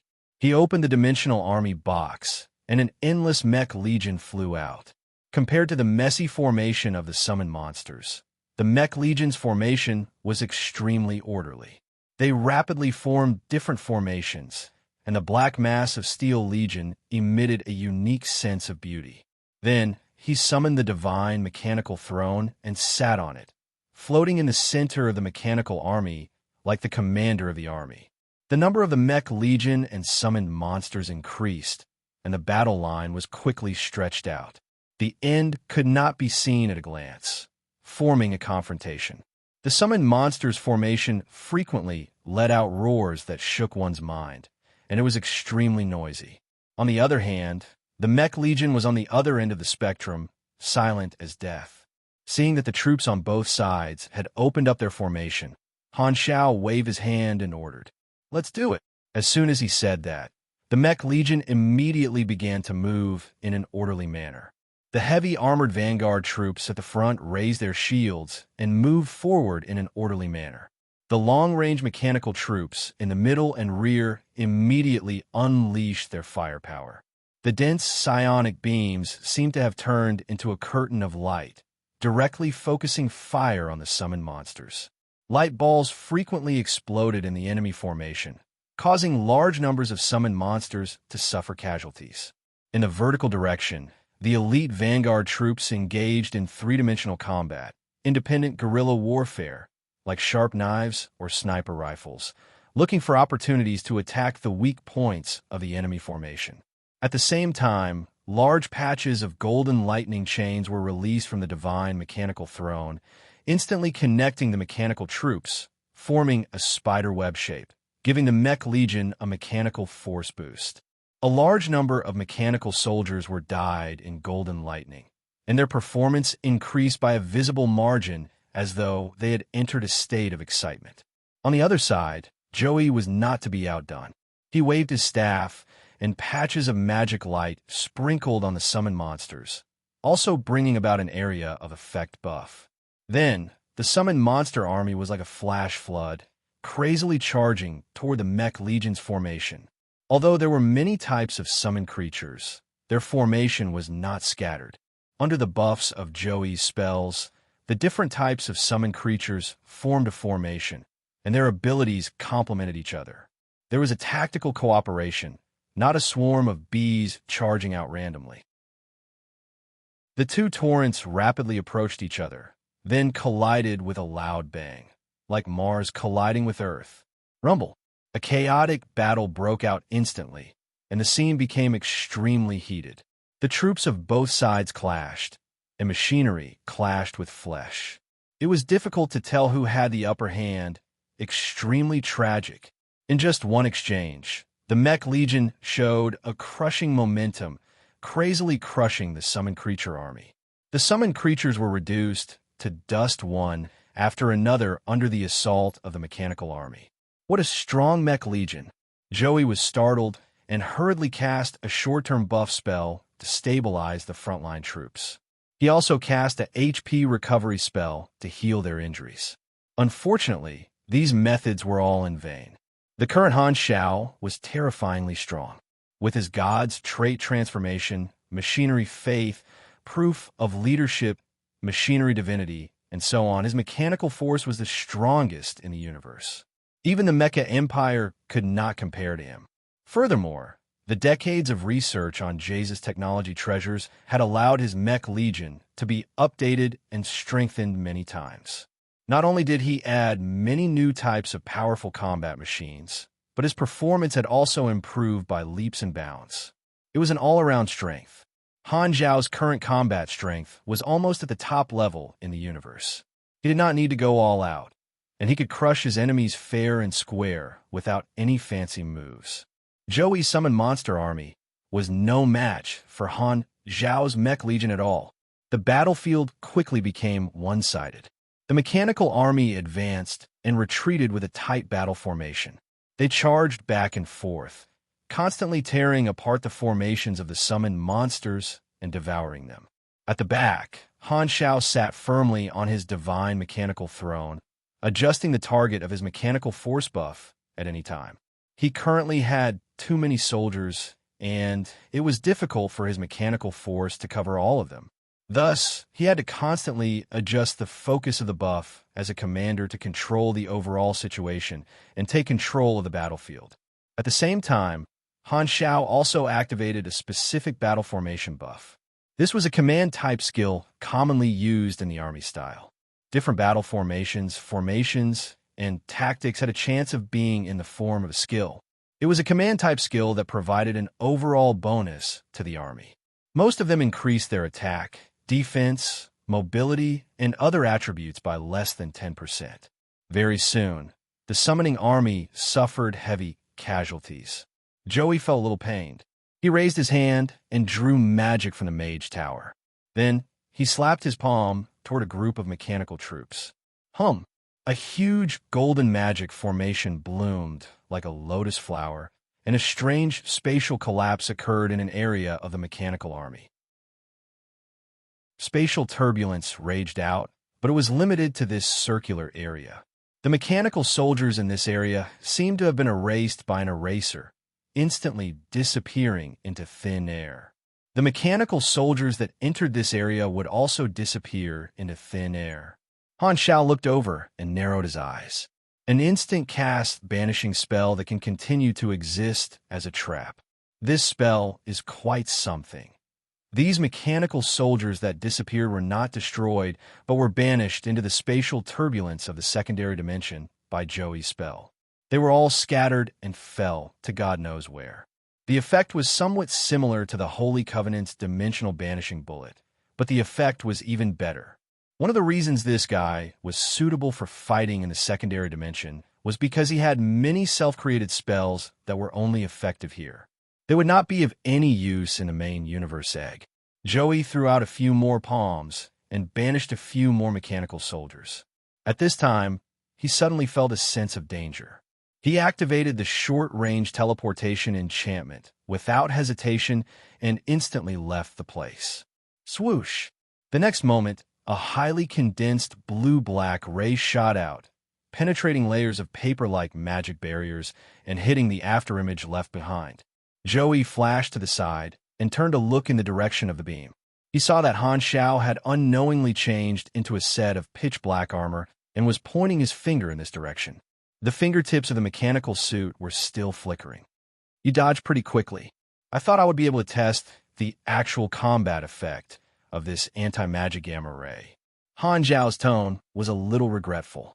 The style of a normal mechanic would be to prepare countermeasures against any enemy. In the past few years, Han Xiao had created a large number of new weapons targeting the 5 major systems, completely transforming himself.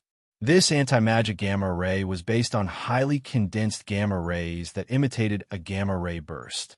It was supplemented by the magic suppression energy converted by psionic energy, which had astonishing penetrative power and lethality against the mage class. According to the laboratory's report, after hitting a beyond grade A mage, it would be able to exert a magic activity suppression state for a few hours, greatly weakening the strength of the opponent's spells.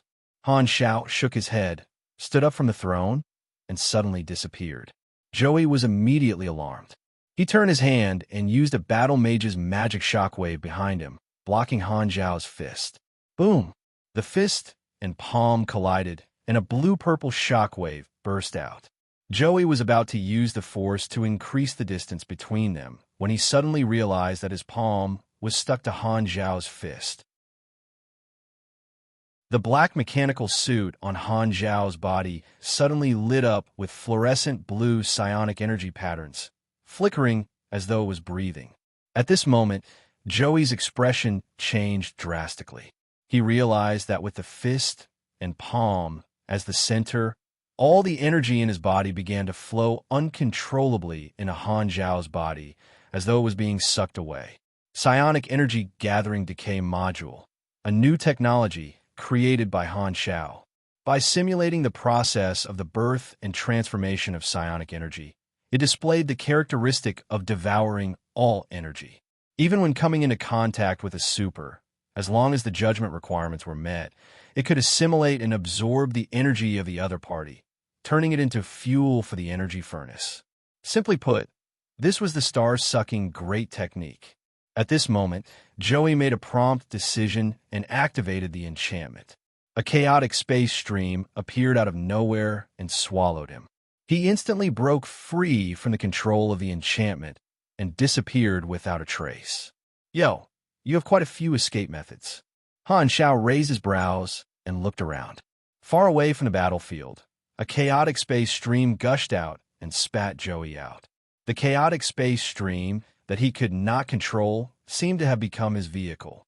That was close. In just a short contact, I lost about 5% of my energy. Joey did not have time to rest and quickly checked his status. He was shocked. At this moment, the blue patterns on Han Xiao's mechanical suit dimmed. He shook his head and smiled. You guys should come together. There's no pressure at all when dealing with just you alone. Hearing this, Joey's face darkened. The other 3 who were watching the battle did not look good either. After the previous exchange, Joey had personally experienced Han Xiao's strength. He felt that Han Xiao was strong without any shortcomings, like an insurmountable mountain. He could not think of how he could defeat Black Star with his own strength. Furthermore, he was the strongest among the four. Although the other three had not fought yet, seeing Joey's pathetic performance, they were all shocked. They knew that the result would be the same if they went up against Han Xiao. They might even be beaten up even worse. If they went up one by one, it would be suicide. They could only take turns to be beaten up. Realizing this, the other three were tempted by Han Xiao's suggestion. Originally, they did not want to go up together because they wanted to maintain their dignity as beyond grade as. However, it seemed that if they were beaten up one by one, there would be no dignity to speak of. They might as well gang up on Black Star together. They might even be able to gain an advantage and avoid being humiliated. As for the tag team agreement before the battle, that was what Joey said. It had nothing to do with them. One of them coughed and said with a deep voice, "Since you're so insistent, we can't reject your repeated invitations. Let's see what you're capable of." Han Xiao glanced at him and secretly gave him a thumbs up. What a shameless sentence. You have my demeanor. I admire you. As soon as he finished speaking, the other three no longer watched from the sidelines. They all joined the battle and displayed their abilities. Seeing this, Joey thought of his request before the battle and blushed a little. However, he knew that he would only be beaten up if he relied on himself. In the end, he did not open his mouth to reject the help of his three companions. Instead, he pretended to be a mute and silently cooperated with his companions. The five of them immediately engaged in a fierce battle. They fought fiercely, causing the space walls to tremble. This secondary dimension could not withstand the aftermath of their battle and was soon riddled with holes. The fierce battle lasted for a few hours, and the battlefield changed 3 times. It was now the 4th secondary dimension, and it looked like it was about to shatter. There was a huge floating island here. At this time, the entire island was completely dyed red with blood, and there were summoned corpses everywhere. On the bumpy ground, Joey was covered in wounds. He leaned on his staff and panted heavily. His body was still trembling weakly, as if he had been squeezed dry. Joey's eyes were filled with fear. He raised his trembling hand and signaled for Han Xiao not to go any further. We admit defeat. Don't come again." Not far away, Han Xiao stopped and said with regret, "You surrendered just like that? I still have a lot of equipment that I haven't tested yet." It wasn't easy to find a few new opponents to spar with, so he didn't want to end the battle quickly. He pulled out all the equipment he had made in the past few decades and used a bunch of fancy tricks to torture Joey and the others, almost leaving a psychological shadow in their hearts. This time, it was mainly to test the equipment, so Han Xiao was not too serious and did not use his trump cards.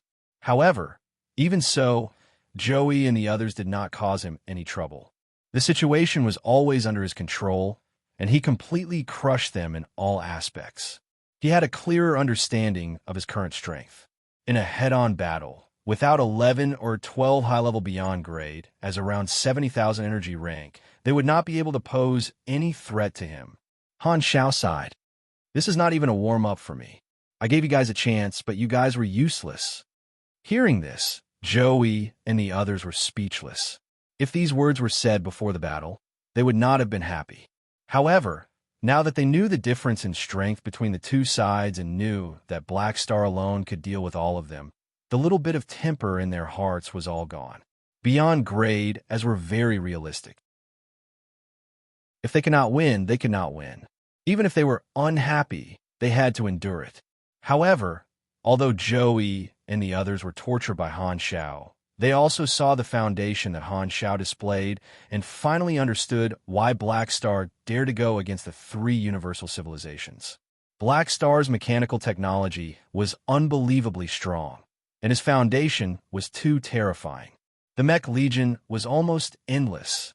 The title Mecha Empire should belong to you. Chapter 1292. You should have confidence in my strength now, right?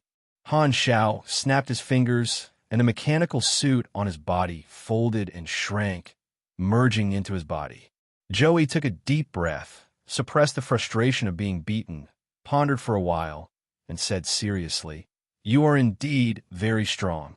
You're indeed the strongest beyond grade A I've ever seen, but what you're about to do is far from something an individual can accomplish. You might have no problem protecting yourself, but others don't have your ability.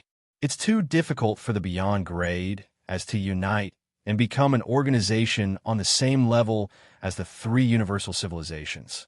In the end, you're still unwilling to take any risks. Han Xiao curled his lips. Joey said with a deep voice, I witnessed the tragedy of the pinnacles. The three universal civilizations aren't doing anything now not because they're afraid of you. Don't be fooled by the current stalemate.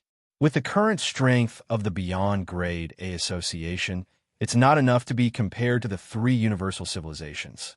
They're just looking for a low-cost solution to the problem. If they don't care about the cost, the three universal civilizations have the ability to destroy the entire explored universe.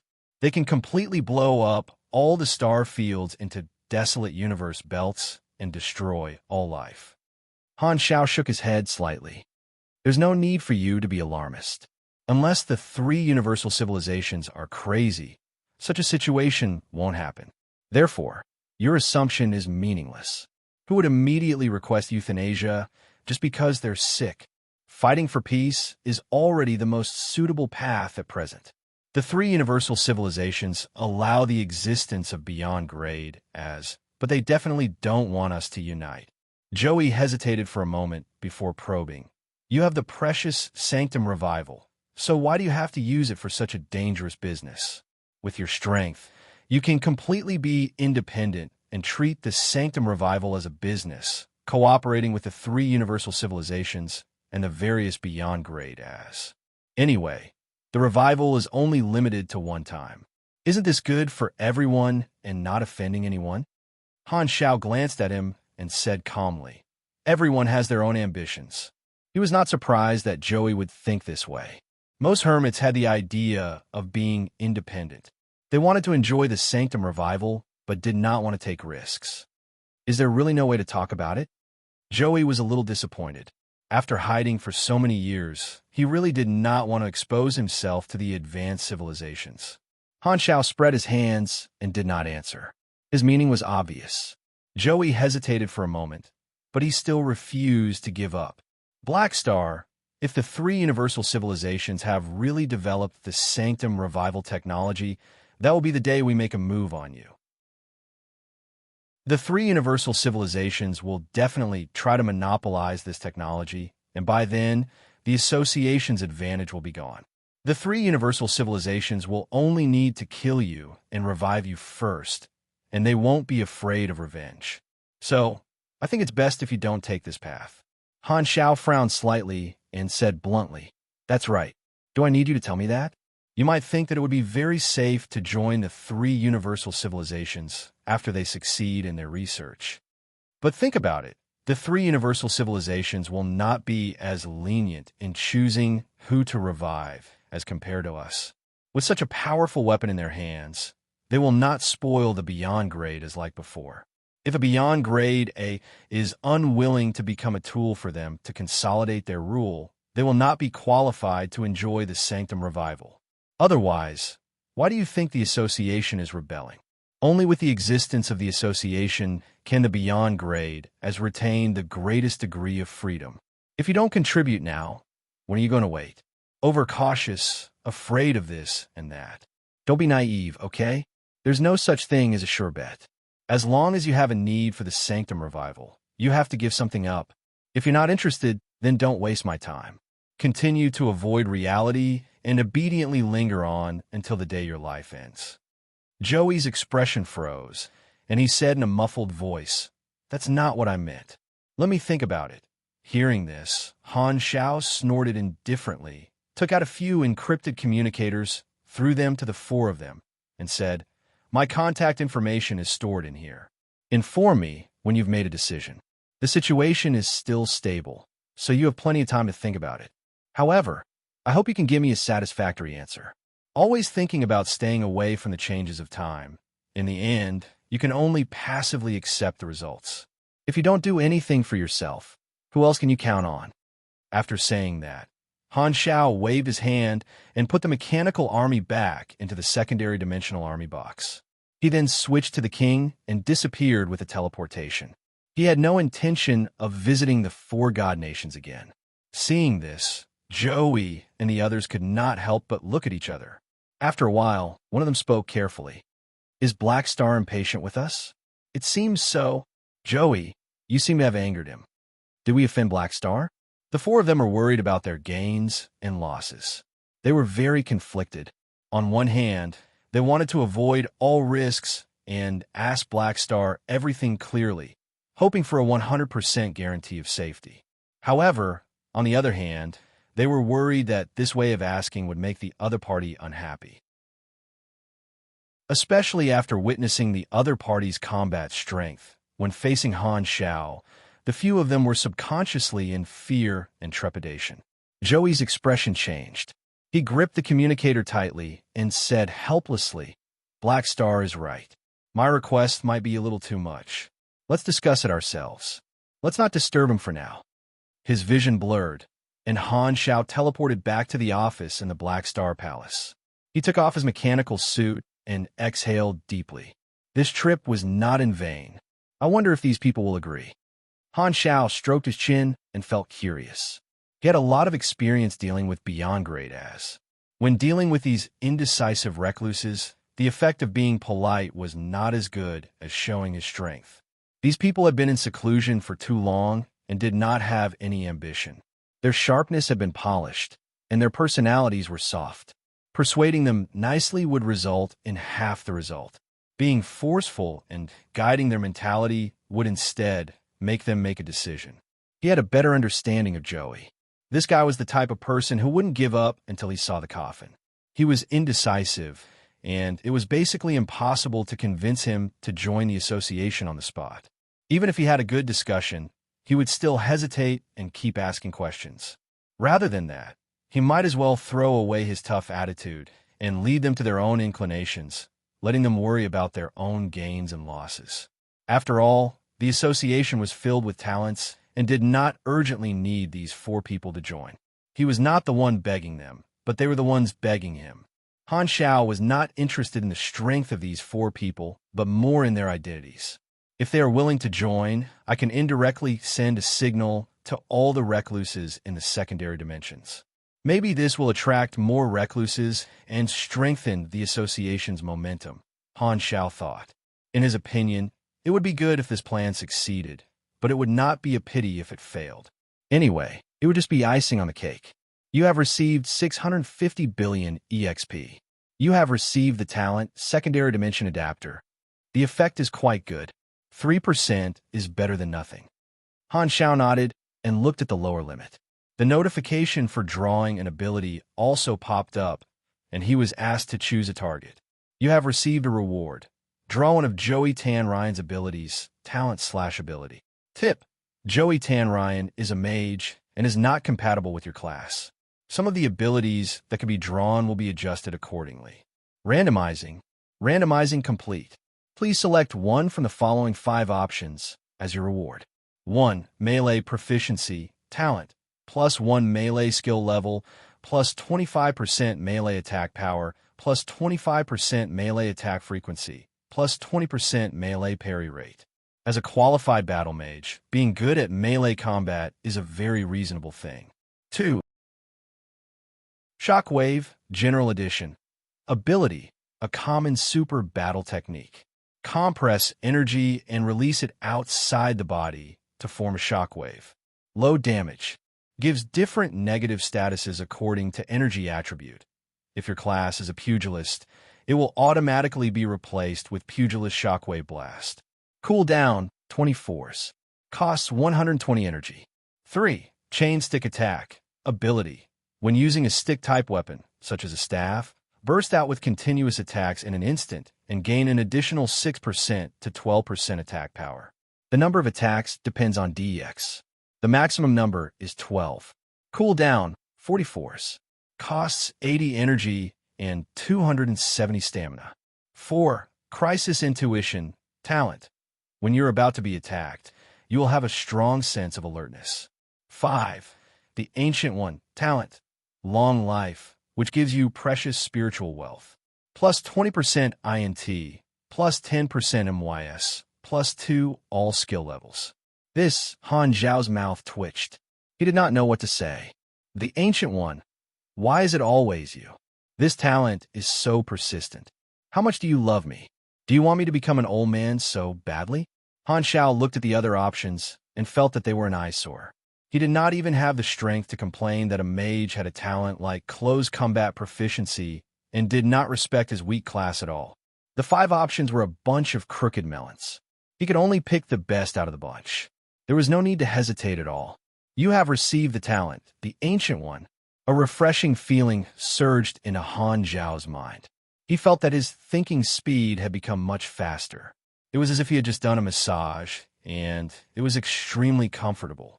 Compared to the 4 hermits, this talent was the biggest reward of this trip. He had finally gotten a chance to cultivate the Ancient One. This time, he did not need to use Manison's character summon card to reach the level of explosive power. It was like adding wings to a tiger. Furthermore, the character summon card was still effective. It would probably be like double mechanical sense, giving him double the Ancient One. This is not a loss. Han Zhao's face was filled with joy. He then closed the interface and sent a message to Oathkeeper, telling him that the problem had been resolved. The sudden incidents of Kotlin and Joey had given him a shock. Thankfully, the matter had been resolved smoothly, and nothing had been leaked. However, this also increased his sense of urgency slightly. The longer this drags on, the easier it is for accidents like this to happen. I still have to increase the efficiency of harvesting EXP. Han Xiao summoned the army program, looked at the movement of the players, and flipped open leak management. The number of players is too large now, and the army has not made any big moves. The number of daily employment missions is limited, and it won't be easy for the players to accumulate EXP. It seems like it's best to fertilize the players and create more jobs for them to increase the speed at which they gain EXP.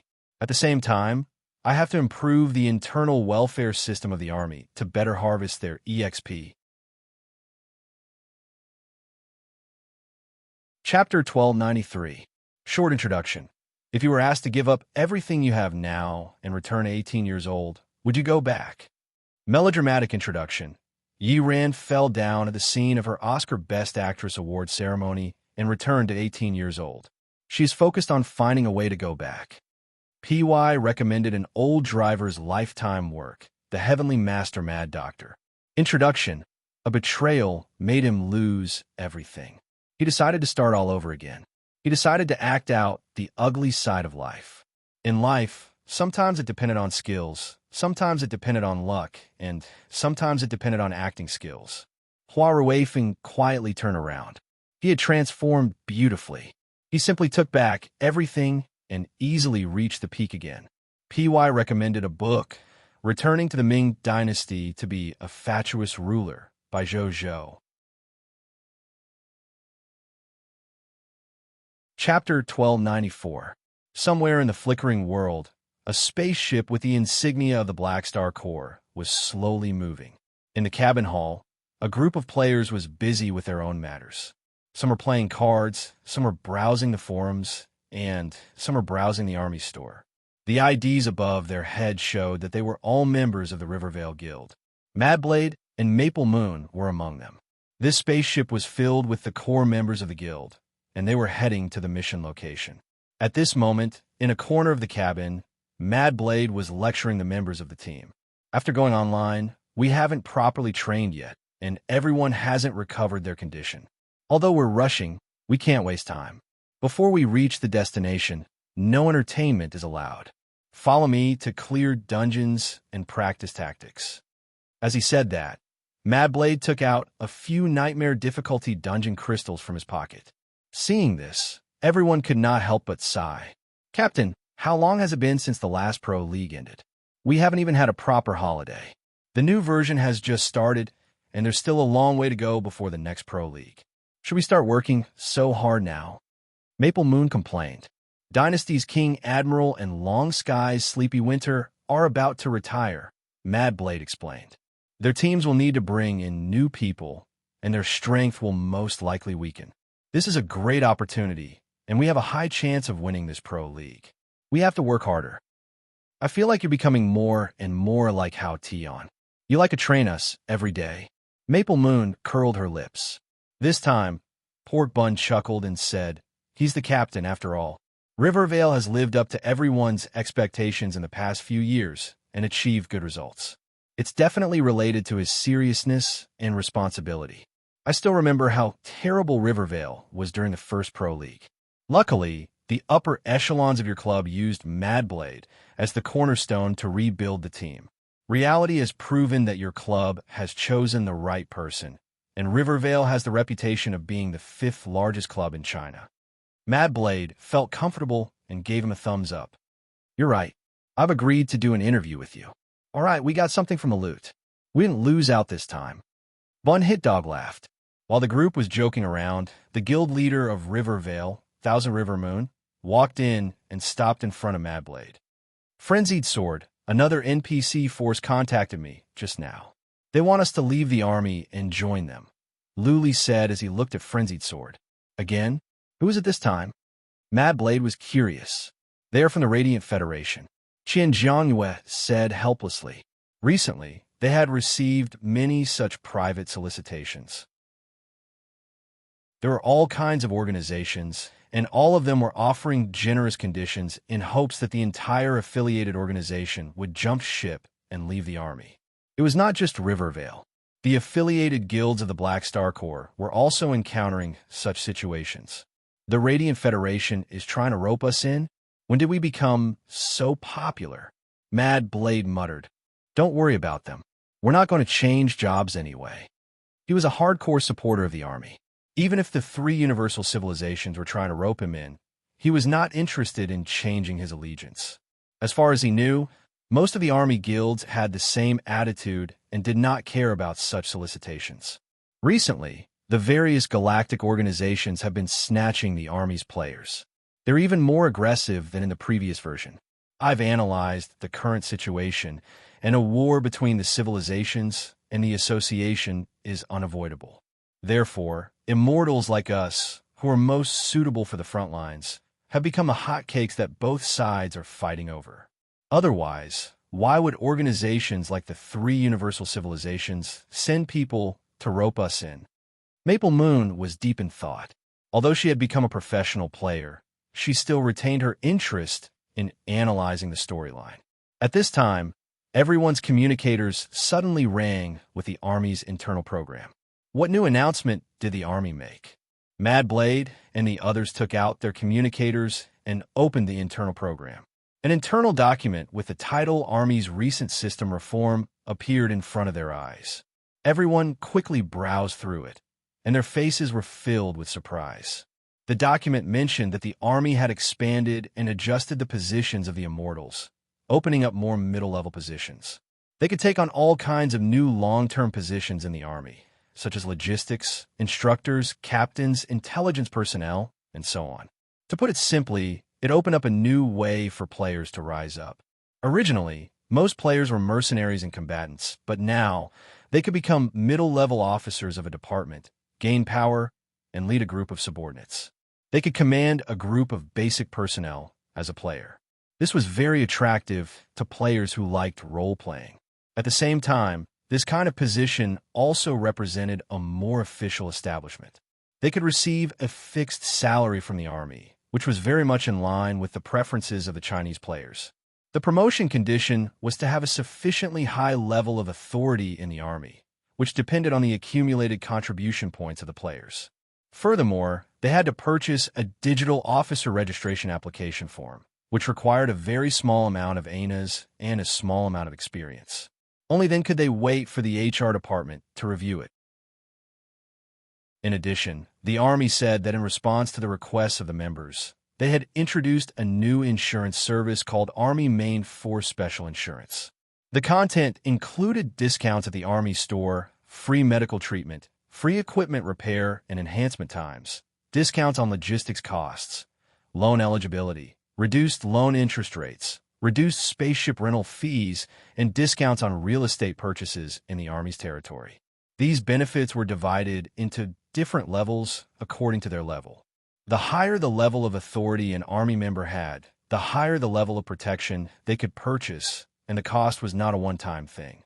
They had to pay for the insurance every once in a while. Not only did the players have to pay money, but they also had to pay a small amount of experience. Just the discount at the faction store was enough to stimulate the players to purchase this special insurance, not to mention the various additional services. Just one look was enough to make one feel that they were making a killing. This was especially so for dungeon crystals, which were currently the main source of experience for the players. Just like the inexhaustible experience ores, this was also to make it easier for the players to mine ores.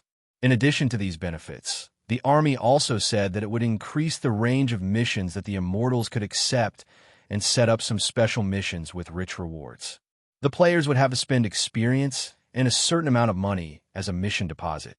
After the mission was completed, the money would be returned, but the experience would not be returned. However, the players would not care about this little bit of experience after receiving the mission reward. The size of the army was too large, and the amount of experience they could allocate every day was an astronomical figure. Through missions, the experience quota would be distributed to the players, and Han Shao would harvest it from the players. This positive cycle had been maintained for many years. At the same time, Han Shao said in the document that he would completely open up the rights to use the evolution cube, and the players would have to spend money and experience to purchase it.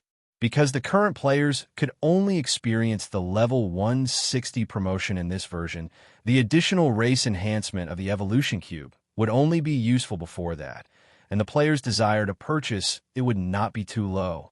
Han Zhao's move was not only to harvest experience, but also to use the side effects of the evolution cube to suppress the players' leveling speed and delay the appearance of the calamity grade supers. During the time of the side effects, the players would most likely feel that leveling up was a waste and would be inclined to spend their experience elsewhere. This would kill two birds with one stone, making it easier for Han Shao to harvest. After reading the document, Madblade and the others were stunned by this series of benefits and were pleasantly surprised. The army is responding to the poaching of other organizations, right? Indeed, only when there is competition between factions can we eat our fill. Great! Old Black still values us as much as before. Madblade, Maple Moon, and the others felt excited. They and the army were like an old couple, and they did not want to leave in the first place. They did not expect the army to have any reaction, but the army had responded to the poaching organizations with a series of benefits. This made them feel more valued and happy. At the end of the announcement, the army also announced that they would be holding a military exercise among the immortals. The mission rewards were extremely generous, and the quota was limited. One could only accept the mission by spending experience points. This was the only large-scale collective operation in the army recently. Although it was just a drill, the rewards were not cheap. Madblade and the others naturally did not hesitate and directly handed in their experience points to sign up. In less than 5 minutes, the millions of slots were snatched up. This showed how popular the army was at the moment. The announcement of the Black Star Army's benefits made many players from the other factions feel sour in their stomachs, and their eyes turned red. The forums were once again in chaos. Han Shao did not have to pay special attention to this, and could guess how the players would react to these benefits. He had long grasped the player's G-spot, and he could use this method of harvesting the player's labor with his eyes closed. According to his estimation, this wave of sword techniques would probably allow him to gather enough experience points to advance his level 360 promotion a few months earlier. Your Excellency President, our plan to rope in the Immortals has had little effect. Almost none of the Immortals from the Black Star Corps are willing to jump ship. What a bunch of troublesome fellows. In the office of the Radiant Federation President, Lewis listened to his subordinate's report and frowned slightly. In order to study the Sanctum Revival, the various galactic organizations were trying their best to rope in the Immortals. However, looking at the movements of the Immortals in the universe, there was actually a trend of them gathering toward the Black Star Corps. Many organizations found it hard to understand the strange attraction the Black Star Corps had for the Immortals. He originally thought that it would be easy to recruit the immortals in the name of the three universal civilizations, but now, not many people were buying it. Lewis did not understand. He naturally did not know the name of the version Black Star era, so he did not know how much this version name helped Han Xiao. Lewis frowned and pondered for a while before saying with a deep voice, "It should be the influence of the scattered stars incident. It's been a year, but the repercussions are still there. In this year, too many small super organizations have joined the Beyond Grade as." Sigh.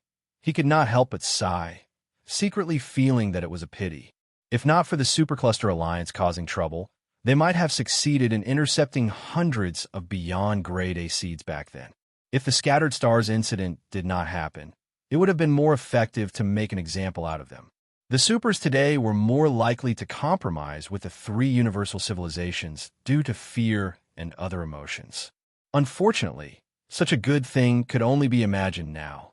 The Chief Elder tapped his walking stick and slowly said, "This matter needs to be dealt with further. This situation needs to be dealt with further. After a year of preparation, it's about time to implement those sanctions policies that have been prepared.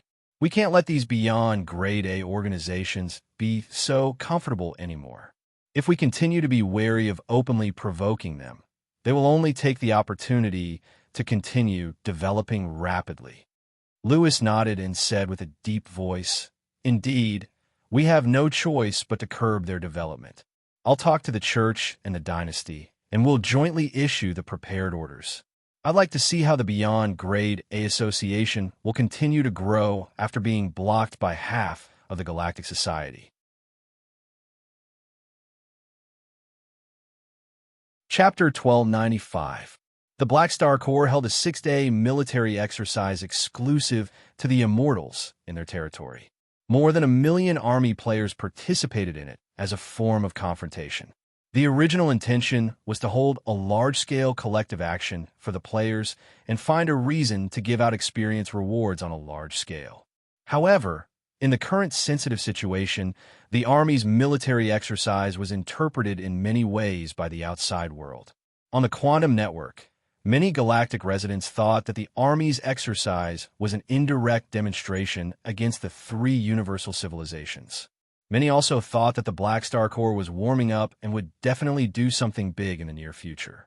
All kinds of rumors spread like wildfire. However, despite the rumors, the Beyond Grade A Association remained silent, letting the outside world speculate as they wished. One day, half a month later, just as the enthusiasm of public opinion was gradually dwindling, an unexpected major event suddenly happened. Without any warning, the three universal civilizations jointly issued a Level 2 decree to the entire universe, the content of which was precisely the sanctions against the Beyond Grade A Association. The Beyond Grade A Association and the three universal civilizations have been fighting openly and secretly for more than a year. Although many galactic residents were watching the show, in public, the two sides had never shown a tit-for-tat attitude, never challenged each other, mostly remaining silent. However, until now, the three universal civilizations had suddenly started a conflict in public. This was unexpected to countless people, but it was also reasonable. When the leaders of countless organizations saw the content of the decree, their pupils constricted. They were shocked by the severity of the sanctions, and the same thought appeared in their minds. How ruthless!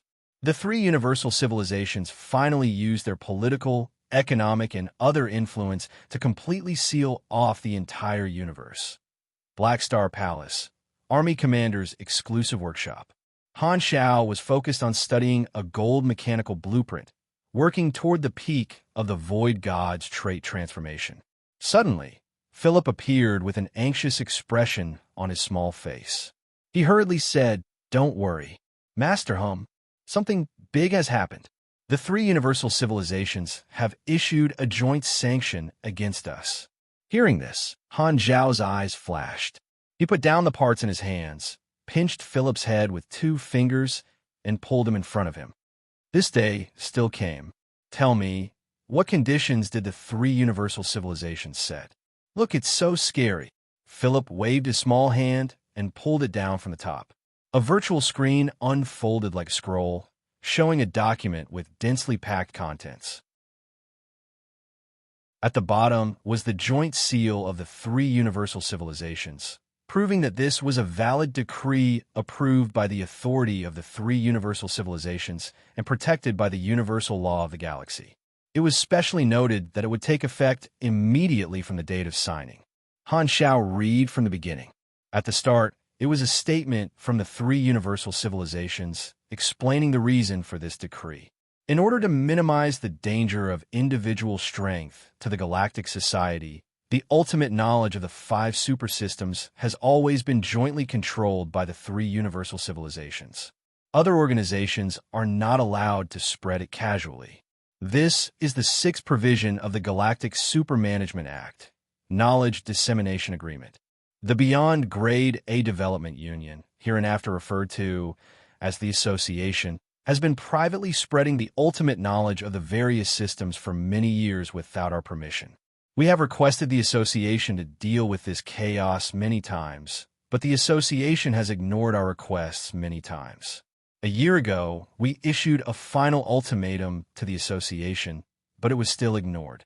Now that the ultimatum has passed, we have decided to punish the Association in light of their bad behavior. Humph, such an excuse indeed.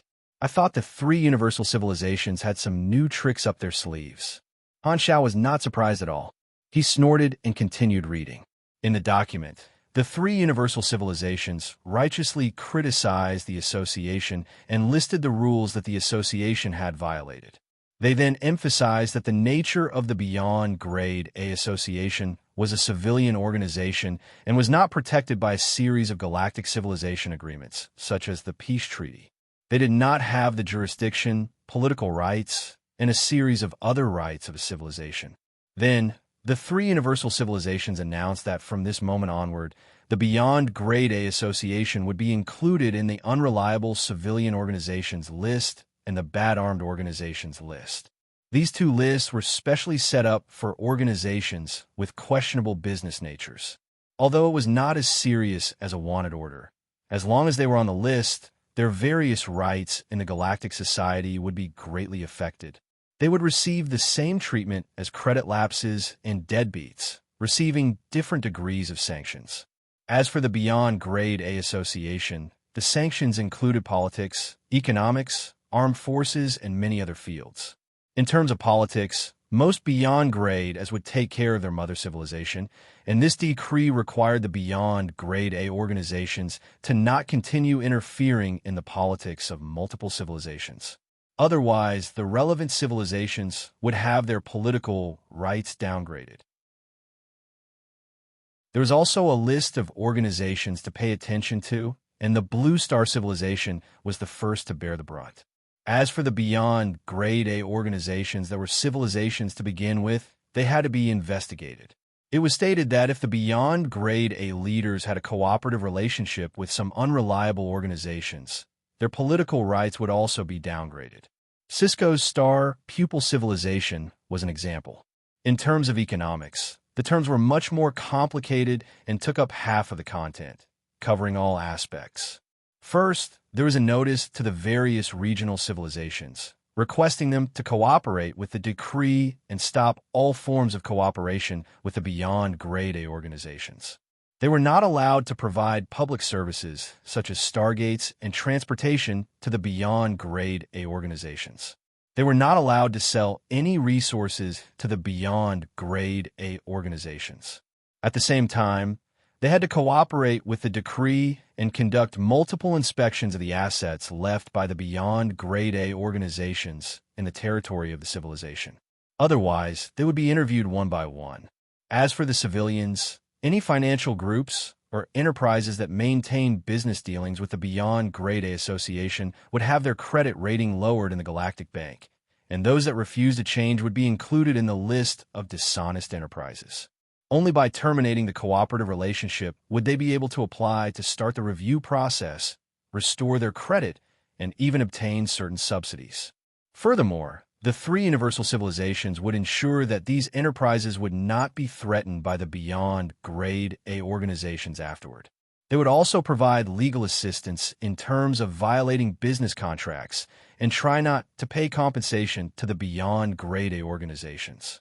At the same time, the credit rating of all the funds under the beyond grade A organizations would be lowered, and every transfer of funds would be subject to review and supervision. In terms of the scale of their armed forces, the three universal civilizations believed that the beyond grade A association, as a civilian organization, was too large and had already threatened the stability of the galactic society. They had violated the agreement on the scale of civilian organizations and had to be disbanded. Before the disbandment was completed, all the members under the beyond grade A organizations, not limited to supers, would receive the treatment of having their credit rating lowered at the same time. This included, but was not limited to, not being able to pass the Stargate review, not being allowed to stop at the transit stations of certain civilizations, not being allowed to cross the borders of certain civilizations, not being allowed to transfer funds from certain accounts, and so on. Other than that, there were many other miscellaneous terms. The three universal civilizations had even attacked their allies this time. However, since more and more of their allies did not listen to the decree, this was not an unexpected situation. At the end of the document, the three universal civilizations stated that the above terms were only targeted at the members of the Beyond Grade A Association and did not involve neutral Beyond Grade As. As long as they left the association and were reviewed again, their treatment would be restored to normal. As for the ordinary supers, if they were willing to join the three universal civilizations or other civilizations, not only would their credit be restored, but they would also receive more benefits and subsidies. After reading the entire document, Han Xiao only had one opinion about this decree: tyrannical. TSK, the three universal civilizations are really ruthless. Han Xiao shook his head. These terms did not beat around the bush. They simply used their power to force the Galactic Society to block the association and restrict its development. It did not affect the Beyond Grade as much, but it was extremely destructive to the organizations. The three universal civilizations approach could be summarized as ball license, side license, as well as the organizers and co-organizers. All the units are my people. How are you going to fight me? I made this assumption many years ago. It still came true. Han Xiao was already mentally prepared, so he was not surprised. Furthermore, since the three universal civilizations dared to make such a clause, they naturally had the confidence to carry it out. Even when facing the Supercluster Alliance, the three universal civilizations had never used such a ruthless method. After all, the Supercluster civilizations enjoyed a series of civilization protection agreements, such as the Peace Treaty. Once the three universal civilizations violated these rules, they would be asking for trouble. However, at the beginning of the document, the three universal civilizations made it clear that the Beyond Grade A Association was a civilian organization. It had no authority and was not protected by the various civilization protection agreements. The nature of the matter was thus set, and their methods did not cross the line. Since the development of the Galactic Society, the three universal civilizations had long possessed financial, political, technological, and military hegemony. Their influence radiated in all aspects, and they were deeply involved with the civilizations at all levels. The civilizations at all levels could choose not to give them face, but they had to consider the consequences. Seeking benefits and avoiding harm was the rational tendency of most civilizations. Han Xiao could foresee that there would definitely be many civilizations who would respond to this decree. As for the civilian organizations and the general public, those who dared to go against the rulers of the universe were naturally the minority. The three universal civilizations' attitude was enough to scare many people away. After all, most people were only doing it for a good job. If they became marginalized people of the Galactic Society because of this, it would not be worth it. Han Xiao pondered. After hesitating for a year, the three universal civilizations still decided to bring the conflict to the surface. I wonder if this was influenced by the players. Starting from this decree, the three universal civilizations have finally openly fallen out with us. The three universal civilizations' sanctions were within his expectations. However, even if he had guessed it in advance, he did not have a good way to resolve it. The full-scale suppression of the three universal civilizations was not so easy to resolve. However, over the years, he had been working hard to improve the independence of the association's interests. In order to deal with such risks, he had secretly made a lot of preparations, so he was not caught off guard. Beep beep. At this moment, his communicator suddenly rang. Han Xiao opened it and saw that it was a call from Bennett. The communication went through, and as soon as Bennett's projection appeared, he could not wait to ask. Black Star, have you seen the sanctions jointly issued by the three universal civilizations? Yes. Han Xiao nodded. As he spoke, he sized up Bennett. Ever since he received a wave of vitality, Bennett's lifespan had been extended by a lot. After a few decades, he was still alive, and his body was still quite strong. Every year, when Han Xiao thought that this guy was going to die of old age, Bennett would always jump out and shout, "I'm not dead." At this rate, Nero would probably put on a show of there's no crown prince in the world for 100 years. What do you plan to do? Bennett was worried. Nothing. Han Xiao spread his hands, raised his brows, and said, "However, the Blue Star civilization is also within the sanctions. What do you think?" Bennett clenched his teeth and said with a deep voice, "After some time, Blue Star will withdraw from the Shattered Star Ring Civilization Conference in protest, saying that they will not accept this sanction. You want to walk the path with me to the end?" Han Xiao smiled. Bennett said with a serious face, "Although Blue Star is still very weak, we have our dignity. We will not deny the great people in the history of our civilization because of such an unreasonable request." Han Xiao was somewhat relieved, and he slowly said, "That's very thoughtful of you. If you do this, Blue Star's short-term development will suffer a huge setback. However, with my protection, there won't be any danger. What we lose now, we can earn back in the future. That's enough. You know that I've always believed in you." Bennett nodded, deactivated the projection, and ended the communication. Han Xiao exhaled, thought for a while, and contacted Kasui. Very soon, Kasui's figure appeared on the screen with a serious expression. "Black Star, I've seen the news. Do you have a plan?" Han Xiao stroked his chin and slowly said, "Since the three universal civilizations have done this, we can't be polite. Let's call an emergency meeting. I have 2 things to announce." "Which 2 things?" "First, from now on, the association will not accept any form of help from the three universal civilizations. Second, stop the subsidies for the direct beyond grade as of the civilizations in the association, freeze their membership rights, and temporarily deprive them of the right to participate in the regular meeting. Tell the outside world that unless the three universal civilizations revoke the sanctions, this situation will continue." Kasui frowned. "This won't hurt the three universal civilizations at all. At most, we'll express our attitude of not backing down. That's enough. If the sanctions could be resolved so easily, the three universal civilizations would have ruled the universe for so many years for nothing." Han Xiao did not mind. Cooperating with the civilizations has always been an important business for many beyond grade as. Now that this channel is broken, the only large channel for the association to obtain resources is the galactic black market.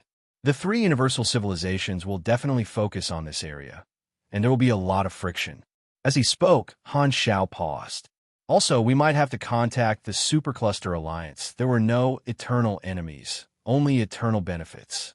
He did not want to help the Supercluster civilizations rebel, but it was not impossible to consider a simple transaction. His goal was only to control the intensity of the calamity of the supers and stabilize the situation as much as possible. However, he also knew that it was impossible to be peaceful all the time. The three universal civilizations would not give up on probing, and the balance would always be swaying. Even if he was someone who sought stability, he had to bare his fangs and brandish his claws. Chapter 1296. Within a few days, the sanctions issued by the three universal civilizations directly ignited public opinion in the entire galactic society. Be it ordinary people or supers, civilization organizations, or civilian organizations, they were all in an uproar. The Beyond Grade A Association had partners in every field. This sanctions order had too many implications, almost involving all aspects of the galactic society. Rashly terminating the cooperation with the entire Beyond Grade A Association would affect the operation of the entire explored universe.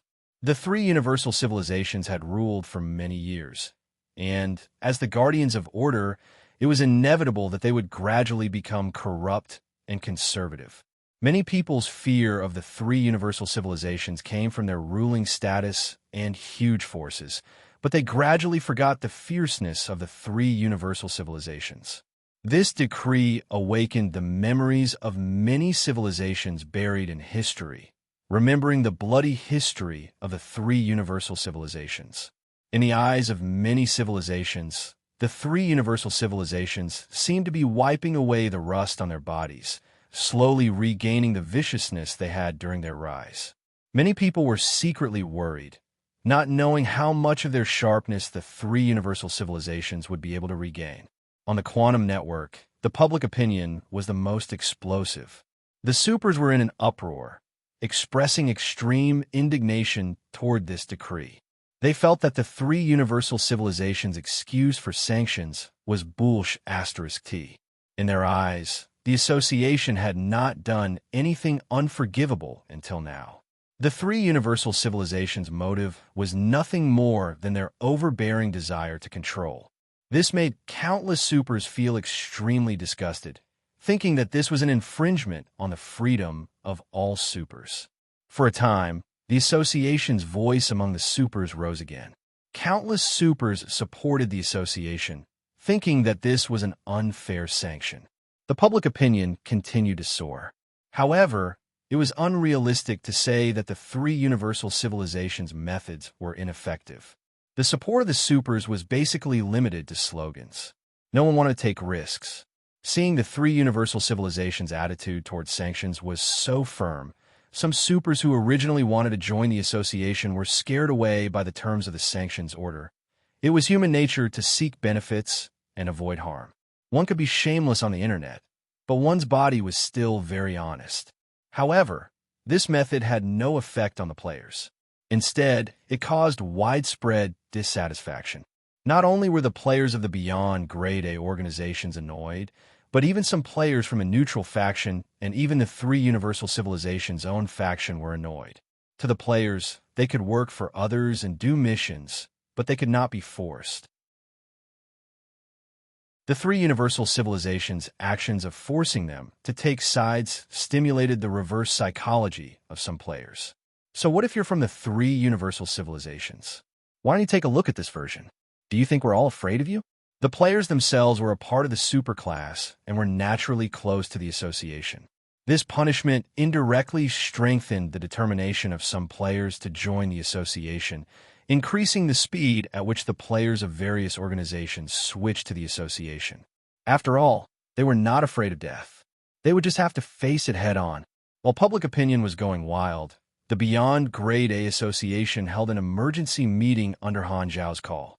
Finn Planet, Association Great Hall. This time, no one was late. The projections of many Beyond Grade as were already present, sitting upright with solemn expressions. However, not everyone was present. Some of the seats around the round table that should have been occupied were currently empty. At this moment, everyone's eyes were focused on Han Zhao.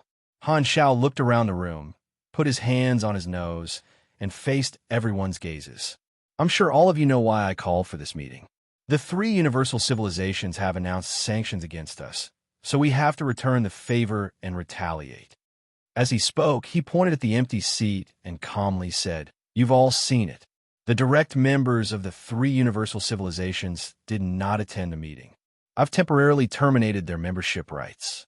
At the same time, we will no longer provide any form of help to the three universal civilizations, including but not limited to Beyond Grade military support and technical support. If you have any objections, you can stand up now." As soon as he said that, the room was immediately filled with seconded voices. The key to these two orders was to obtain the consent of the beyond Grade A allies of the three universal civilizations. After all, the allies were not direct members, and not everyone had a bad relationship with the civilizations. However, the three universal civilizations did not give them any leeway this time, and even treated their allies as targets to force them out of the association. Most of the allies were dissatisfied. Only a few of them were hesitant because of different concerns. However, before the situation became clear, they could not immediately withdraw from the association to avoid the sanctions because they were already in a difficult position. If they did not advance or retreat with the association, they would not be able to survive in the beyond Grade A circle in the future. Furthermore, the attitude of the three universal civilizations toward the beyond grade as was not worthy of their high hopes. Furthermore, the Sanctum revival involved a second life. In their eyes, they were naturally more important than external forces. The core of most beyond Grade A organizations was the strength of their leader. As long as their fist was still there, even if their organization was attacked in all kinds of ways, they could still make a comeback at any time. They were all people who relied on their abilities to make a living, so they did not panic. Most of them knew that the goal of unity was for the sake of class interests. The three universal civilizations had already revealed their strength. If they did not unite to fight against them now, they might not have a chance in the future. Temporary gains and losses were not important at the moment. Only those who were extremely short-sighted would think of leaving the association to protect themselves. Now, the association had already played the role that they had originally envisioned, becoming the link of the beyond Grade A united front. Even if some people had different thoughts, they could only stand on the association's side for the time being and unite closely beside Han Shao. Since everyone agrees, these two orders will be implemented until the three universal civilizations revoke the sanctions. Han Shao narrowed his eyes. To be honest, he had long wanted to get rid of the direct members of the three universal civilizations, but he never had a good opportunity. Now, they had given him an excuse. Milizao stroked his beard and said with a deep voice, "No matter what, the sanctions are a problem for us. Blackstar, what do you plan to do next?" Han Shao tapped the table and slowly said, "Channels, territory, manpower, funds. These are the entry points of the three universal civilizations to suppress us. Resisting the pressure will be the focus of the next step. It is imperative to shrink our business and streamline our scale. Among them, the biggest hit will be the channels. This sanctions has almost taken away our normal trading rights, and we can't buy resources even if we have money. Therefore, the galactic black market is an important area for us to set up. Secret Master, this will require your help." Secret Master nodded slowly. The managers behind the scenes of the galactic black market were all beyond Grade As. In the future, the galactic black market would probably serve as the logistics core of the association. There would definitely be a new round of expansion and consolidation of the black market in the entire universe, which would have both advantages and disadvantages for Secret Master and the other managers of the black market. Han Shao paused for a moment before continuing. Also, not everyone in the universe will carry out the sanctions.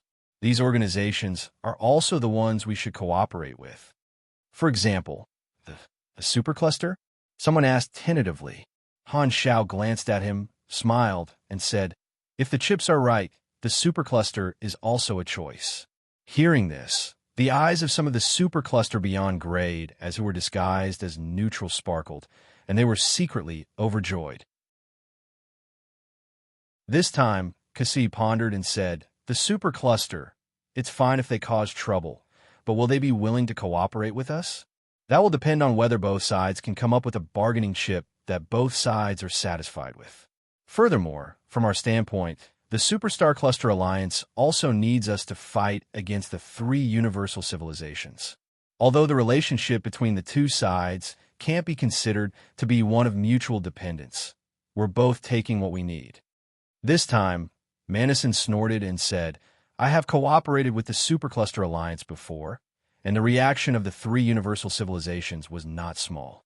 If we reach a deal with the Supercluster, the three universal civilizations will definitely be greatly affected, and it won't end so easily. Han Xiao turned around, raised his brows, and said, "Are you afraid?" "Humph! What do I have to be afraid of?" Manison did not think much of it. "I'm reminding you of the consequences of this." Han Xiao waved his hands and said, "It's fine. Since the three universal civilizations have publicly sanctioned us, they must have assumed the result of us contacting the supercluster. However, they did not care about this, which means that they are mentally prepared. They might even have the idea of getting rid of us in one fell swoop. But even so, we still have to contact the Supercluster Alliance and let the three universal civilizations know that we are not so easy to deal with. I thought you would always be loyal to the three universal civilizations." Manison snorted, still remembering the grudge from the intelligent plague incident. "I'm only maintaining order. I've never had any loyalty to the three universal civilizations. As long as I can maintain order, it doesn't matter who comes," Han Xiao said casually. Manison said calmly, "You make it sound nice, but aren't you walking on my path now? Looks like I was right in the end." Han Xiao did not mind, smiled, and said, "You used the safety of the Galactic Society to threaten us, and I only made the rulers fear our strength. The two are different in nature. I'm much better than you." "Humph, all excuses." Manison looked away and did not speak anymore. Things had already developed to this point. The virtual mutiny virus that had been imitated for many years would probably not be of any use. Manison could not help but feel that it was a pity. However, the way he saw it, this was a layer of secret insurance. If the association really could not withstand the pressure of the three universal civilizations, he would not mind using this trump card to cover for the association and turn it into the situation he had originally envisioned. Han Xiao did not care about Manison and explained the next action plan in detail. Now, the association needed everyone to work together and not fight on their own. With his current authority, everyone would listen to him obediently. In the end, Han Xiao paused and said, "If we want to resolve this issue, the three universal civilizations will have to resolve it. If we want to resolve the situation, we can either get the three universal civilizations to revoke the sanctions on their own, or the association will open up a new form of development. Our two paths will go hand in hand. However, actions are actions, and we must control it well. Don't implicate too many innocent people. The purpose of the counterattack is to make the three universal civilizations feel troubled, not to intensify the conflict and try to avoid a direct armed conflict. The three universal civilizations are pressuring us to force us onto the wrong path. If we pose a huge threat to the Galactic Society, it will be even more justifiable for them, so don't get ahead of yourself." Everyone nodded. They also understood this logic. It was normal to fight, but if the bottom line was crossed, even if it was reasonable, it would become unreasonable. This meeting lasted for half a day, and the members all took their own responsibilities. The association was originally a loose alliance, but now it felt more and more like a whole. After the meeting ended, the projections disappeared one by one, leaving only Han Xiao and Kasui in the room. Kasui's tensed expression relaxed, and he smiled. "When are you going to have a showdown with the three universal civilizations?" They seem to have completely believed that the Sanctum Revival can only be used once. Otherwise, they wouldn't be so radical. He was more confident in this battle than anyone else. With the secret of the unlimited Sanctum Revival, he was not afraid of the three universal civilizations' little trick of sanctions. At the same time, Kasui also felt that Han Xiao was right to hide this secret. Otherwise, the three universal civilizations would not have used such a radical method of probing. In his opinion, this could lure the three universal civilizations into making the wrong decision. "No rush. Wait for the right time." Han Xiao waved his hand. "You know what you're doing anyway. I believe you." Kasui nodded and deactivated the projection. Han Xiao shook his head and smiled, his eyes flashing. "I guess those supercluster beyond grade, as who are pretending to be neutral, have already brought my intentions to the Supercluster Alliance. On the other side, In the Supercluster Alliance, many civilization leaders gathered to listen to the report. Are you sure? Black Star said he wants to contact us. Many supercluster civilization leaders were overjoyed and secretly excited. The association is in a difficult situation now and urgently needs a new channel. It also has to fight back against the three universal civilizations, so cooperating with us is naturally a very good choice. The Star Arc civilization leader spoke with a deep voice, his eyes shining. Although they had some conflicts with Black Star in the past and did not see eye to eye with each other, that was then and this was now. If they could obtain the help of the Beyond Grade A Association through Black Star, this small grudge was nothing. The stronger the Beyond Grade A Association was, the more uncomfortable the three universal civilizations would feel. The Supercluster Alliance was most willing to see a new variable appear in the universe. As for offending the three universal civilizations by violating the sanctions, the Supercluster Alliance did not care at all. The two sides were like fire and water. Even without this reason, the three universal civilizations would suppress them every day. However, the association only turned to cooperate with them now. It was like quarreling with their real boyfriend, the three universal civilizations, and then turning to date the spare tire of the supercluster. Thinking of this, many supercluster leaders felt a little uncomfortable. However, it didn't take long for everyone to feel relieved.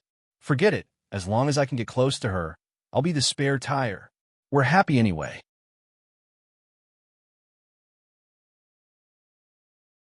Chapter 1297. In the venue of the Shattered Star Ring Civilization Conference, the dome was still a miniature version of the moving starry sky. The round hall was filled with the representatives of the various civilizations in the star field. The conference had been going on for quite some time. Regarding the three universal civilizations decree, that's all there is to it. In response to this joint decree, I suggest that the Shattered Star Ring Civilization Conference supervise the implementation of the decree in the star field and ensure that the various civilizations completely terminate their cooperation with the various organizations under the Beyond Grade A Association. A star cluster civilization representative sitting on the host seat read out the proposal and threw the question out. He then looked around and asked with a deep voice, "This is the situation. That's the situation. Does anyone have any objections?" The moment he said that, the hall fell silent, and the various representatives had complicated expressions. The Black Star Corps' influence in the Shattered Star Ring was too great. This star field was almost like the Army's backyard. More than 80% of the civilizations present had various areas of cooperation with the Black Star Corps, and they had always cooperated happily. This decree was too much for them. However, they did not dare go against the three universal civilizations. In terms of benefits, they were even more intertwined with the three universal civilizations. The seven-star cluster civilizations in power in the Shattered Star Ring had all taken a stand and expressed their support for the decision of the three universal civilizations. No one knew what kind of agreement they had with the three universal civilizations, but there was nothing they could do even if they were unwilling. Agreed. Seconded. Everyone was silent for a while before speaking one after another. Many of them looked in the direction of the Blue Star civilization with complicated expressions. Some sighed, some felt pity, and some felt joy in their misfortune. The entry requirement for the Civilization Conference was to be a star system civilization, but Planet Aquamarine was an exception. It was only because of Black Star that they were able to enter the conference as a surface civilization. When a Beyond Grade A reached the top, everyone around them would follow suit. For a long time, many civilizations have been envious of the Planet Aquamarine civilization. They could not produce a single Beyond Grade A, but the Planet Aquamarine had produced 3 Beyond Grade as at once. They were so lucky that everyone would crazily eat lemons every day. With the advancement of Hela and Aurora, the status of the Blue Star civilization had been rising in recent years. Even though the civilization was weak, their status in the association was extremely high. Basically, all the civilizations in the Shattered Star Ring usually took care of the Blue Star civilization out of respect for the Black Star Core. Without the protection of Black Star, the Blue Star civilization was nothing in their eyes. Now that Black Star had fallen out of favor, many people present wanted to see Blue Star make a fool of himself. Very quickly, all the civilizations present expressed their agreement or abstention. Only the Blue Star civilization and the Star Pupil civilization did not express their opinion. This time, a Star Cluster level director said calmly, "The representatives of the Blue Star civilization and the Star Pupil civilization are the only ones left." The representative of the Star Pupil civilization had a conflicted expression. After a few seconds, he replied with a low voice, "We abstain." Everyone could not help but glance at him, and a look of surprise flashed across their faces. However, they immediately understood the reason behind it and revealed looks of understanding. Only the Blue Star civilization did not express their opinion. Everyone's eyes were focused on Bennett. "Blue Star civilization, what about you?" the Star Cluster level director asked again. Bennett took a deep breath, slowly stood up, and said solemnly, "We strongly oppose this unfair rule. We strongly object to this unfair sanction order and will not accept unfounded accusations and slander. From now on, Planet Aquamarine will withdraw from the Shattered Star Ring Civilization Conference." His tone was firm and firm, without any hesitation.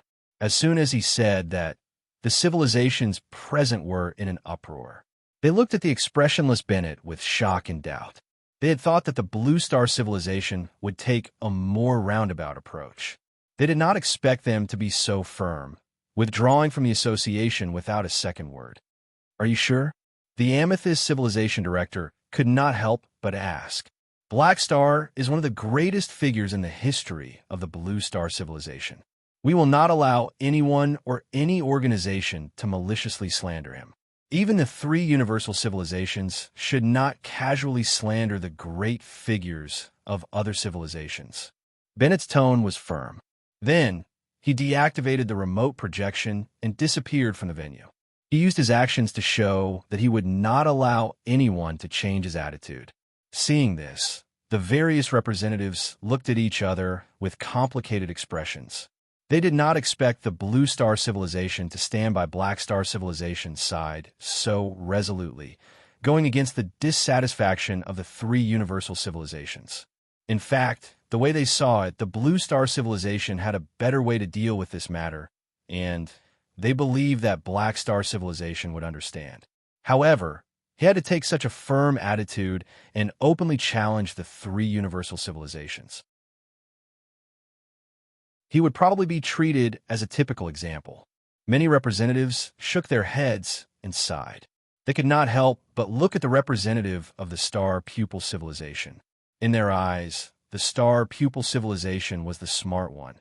However, in their hearts, they were dissatisfied with the three universal civilizations.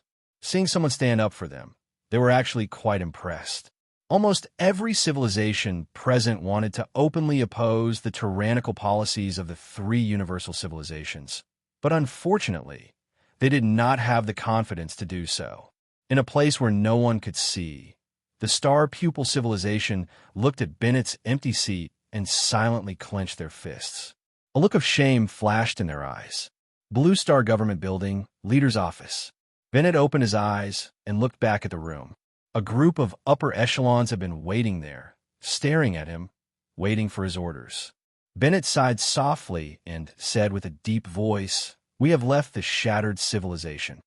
We have withdrawn from the Shattered Star Ring Civilization Conference and announced our decision to the entire civilization." Understood. The upper echelons did not say anything. They accepted the order and left the room one after another. Not long after, this matter spread throughout the entire civilization through Blue Star's official media and online channels. Bennett had been in his office the whole time. After watching the news, he took out his communicator and logged onto the internet to check the public's attitude toward this matter. Very soon, comments appeared one after another. "Well done. I've been unhappy with the three universal civilizations for a long time. How dare they defame our great man? What a bunch of bastards. I support the decision of the federal government. The three universal civilizations are clearly bullying us. Do they think we're scared? Looking at the comments of the citizens filled with righteous indignation, a smile appeared on Bennett's old face. Hopefully, this is the right choice. On the mother planet of the star pupil civilization, Cisco stood in front of the window and looked down at the bustling city. The flaming streams of light from the flying vehicles also flashed across his 7 eyes at the same time, like countless flashing meteors. This time, a few upper echelons walked into the office. "Is everything done?" Cisco asked without turning his head. We've already expressed our attitude in the Senate." The few of them responded softly, seeming to be quite disappointed. Cisco turned around and slowly said, "Prepare for my resignation ceremony as soon as possible." Hearing this, the expressions of the upper echelons became heavier and heavier, with a sense of helplessness and sorrow. Seeing this, Cisco smiled. "You're going to take over my authority very soon. Don't be so down." One of the upper echelons could not help but ask, "Do we have to do this? Can't we oppose the sanctions like Blue Star did?" Hearing this, Cisco was silent for a moment. "I'm not Black Star. He alone can make the three universal civilizations fear him. I don't have that ability." Cisco did not feel good. He shook his head lightly, looked out of the window again, and said softly, "The civilization of the civilization wants to escape. I can only step down. At the end of the day, we're all people who have no choice in the current of times." In the sanctions of the three universal civilizations, it was specifically stated that beyond grade as could not interfere in the politics of the civilization in any way. Even if they had always been the leader of the civilization, they would still be investigated. Cisco valued the sanctum revival, but he could not sit back and watch the star pupil civilization be sanctioned. Therefore, he decided to hand over his authority and step down. As the saying went, there were policies at the top and countermeasures at the bottom. As long as he cut off the political connection between himself and the civilization, the star pupil civilization would not meet the sanction standards, and their political rights would not be downgraded. After becoming a free man, he could also throw himself into the struggle of the beyond grade as alone. At the same time, Cisco did not completely give up. Stepping down was only temporary to avoid the limelight. If one day the association and the three universal civilizations reached a balance, he would still have a chance to return and regain power. Furthermore, after leading the civilization for so long, he also wanted to let go for a while. Understood. The upper echelons nodded helplessly.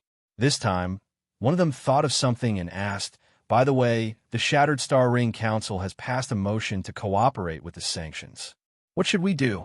Cisco's eyes flashed, and his tone was playful. "Do as you see fit. I'll only remind you not to take it too seriously. The civilizations of the Shattered Star Ring may cooperate, but no one will do their best. They're all smart people. They can't afford to offend the three universal civilizations, but can they afford to offend the Beyond Grade A Association? Don't go overboard so that we can meet again in the future. Don't worry, these civilizations are smart." In the Supercluster Alliance's joint conference room, the leaders of the various supercluster civilizations were gathered in the same room. Everyone's expression was extremely serious, showing a dignified bearing. Everyone was so serious because they were waiting for a distinguished guest to arrive. It was Han Xiao. A few days ago, after learning of the association's attitude, the Supercluster Alliance had sent out a private invitation to Black Star to meet with them. They had received a positive reply from the other party, and the date was set to be today. For today's meeting, the leaders of the various supercluster civilizations had already done a rehearsal. On one hand, they wanted to show their sincerity in cooperating and treat it seriously. On the other hand, they did not want to lose face because of their past grudges, so they wanted to show the magnanimity of a supercluster. To put it simply, they wanted to show off and bootlick at the same time. This was all because of the burden of being an idol. Time passed minute by minute. Suddenly, Han Xiao's remote projection appeared in the room. Han Xiao looked around and greeted. "Yo, you're all here? Your Excellency Black Star. Everyone nodded in acknowledgement. This should be the first time all the upper echelons of the Supercluster Alliance were talking to Black Star face to face. No matter what emotions they had, the leaders of the civilizations present suppressed them. In fact, most of the Supercluster civilizations' grudges with Han Shao were limited to the friction during the Flickering War. They did not have a deep grudge against him, so most of them were still emotionally stable. Only the Moto 3 kings clenched their fists tightly. Their limbs were cold, and they were trembling in anger. They had the most grudges with Han Shao. They were kicked out of the Flickering War by the other party, and one of their leaders was suspected to have died in the assassination of the Black Star Corps. Even their universal treasure, the Soul Swapper, fell into the other party's hands. It was a bloody history of Moto. If not for the big picture, the Moto 3 kings would have pounced on Han Shao and choked him to death. Han Shao glanced at them and slowly said, "I've been a little busy recently. I believe everyone understands, so I'll make it short. I also understand why you invited me to meet. From your standpoint, you also hope to have an organization that can fight against the three universal civilizations. Now that the three universal civilizations have turned against us, the association needs new friends. As long as the price is right, there won't be a problem for us to work together." Very good. That's exactly what we want. The Star Arc Civilization's leader coughed and expressed his opinion as a representative. What do you want? Channels, territory, resources, funds, intelligence network. Han Shao listed out the things that the association urgently needed at the moment and also added in some rare materials for different Sanctum key formulas. The Star Arc Civilization's leader discussed with the others for a while, then nodded. We can provide all these things, and the share will meet your requirements. Long-term supply is not a problem. To show our sincerity, we'll let you see the real thing as soon as possible. Then what are your conditions? Han Zhao's tone was calm. First, we hope that the association will continue to fight against the three universal civilizations and fight back more. The Star Arc Civilization's leader stretched out his finger. Okay. Second, we hope to receive the assistance of the association's high-end forces from time to time, including military force and technology. Okay. Third, we hope that the association will also take out its own channels and specialties to connect with the Supercluster Alliance and cooperate more closely. Okay. Finally, we hope that you can use the Sanctum Revival to revive all our dead direct beyond grade, especially the victims of the tragedy of the Pinnacles. As soon as he said that, everyone's eyes became even more fervent as they stared at Han Shao. The last condition was their most important requirement. As long as they could revive their direct descendants in history, the Supercluster Alliance will be able to suppress the three universal civilizations in terms of high-end combatants. Furthermore, the tragedy of the Pinnacles was their eternal pain. If it could be remedied, it would all be worth it. Han Shao was not surprised at all. He glanced at everyone and smiled playfully. A cold light seemed to flash in his eyes. The three universal civilizations once proposed the same condition, but I rejected it. However, that was then, and this is now. It's not that I can't consider it now. It's just that the chips you've taken out don't seem to be enough.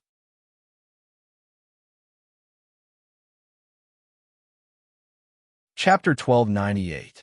Hearing this, the eyes of the leaders of the supercluster present lit up. When they proposed this condition, they were actually a little nervous. They were worried that Black Star would reject them, because the three universal civilizations must have made similar requests. Now that they had sanctioned the association, it meant that Black Star did not agree to the three universal civilizations. His motive was probably because he did not want to help the enemy. To be fair, if they were in Black Star's position, they would also firmly control the Sanctum Revival slots and not easily revive the direct members of the other factions. Therefore, they were not confident that Black Star would agree. Now that they heard Han Zhao's answer, they finally heaved a sigh of relief. It did not matter if the chips were too little, as long as there was room for negotiation. These could be negotiated. What are your conditions? The leader of the Star Arc civilization asked. Han Shao stroked his chin and slowly said, "A beyond grade, A can only accept the Sanctum Revival once in their lifetime. This is a one-time deal, so every slot is worth a lot. Do you agree? Everyone nodded in agreement. Han Xiao secretly smiled and said casually, "Don't expect me to not be able to revive all of you. Therefore, don't expect me to revive all direct descendants at once. I will only do it in batches, and there will be a fixed number of people in each batch. As for who will be revived, it will depend on which civilization can offer me something that can move me. First come, first served. Of course, my needs are different at every stage. Perhaps the further I go, the fewer things that can move me, so I will have to pay more."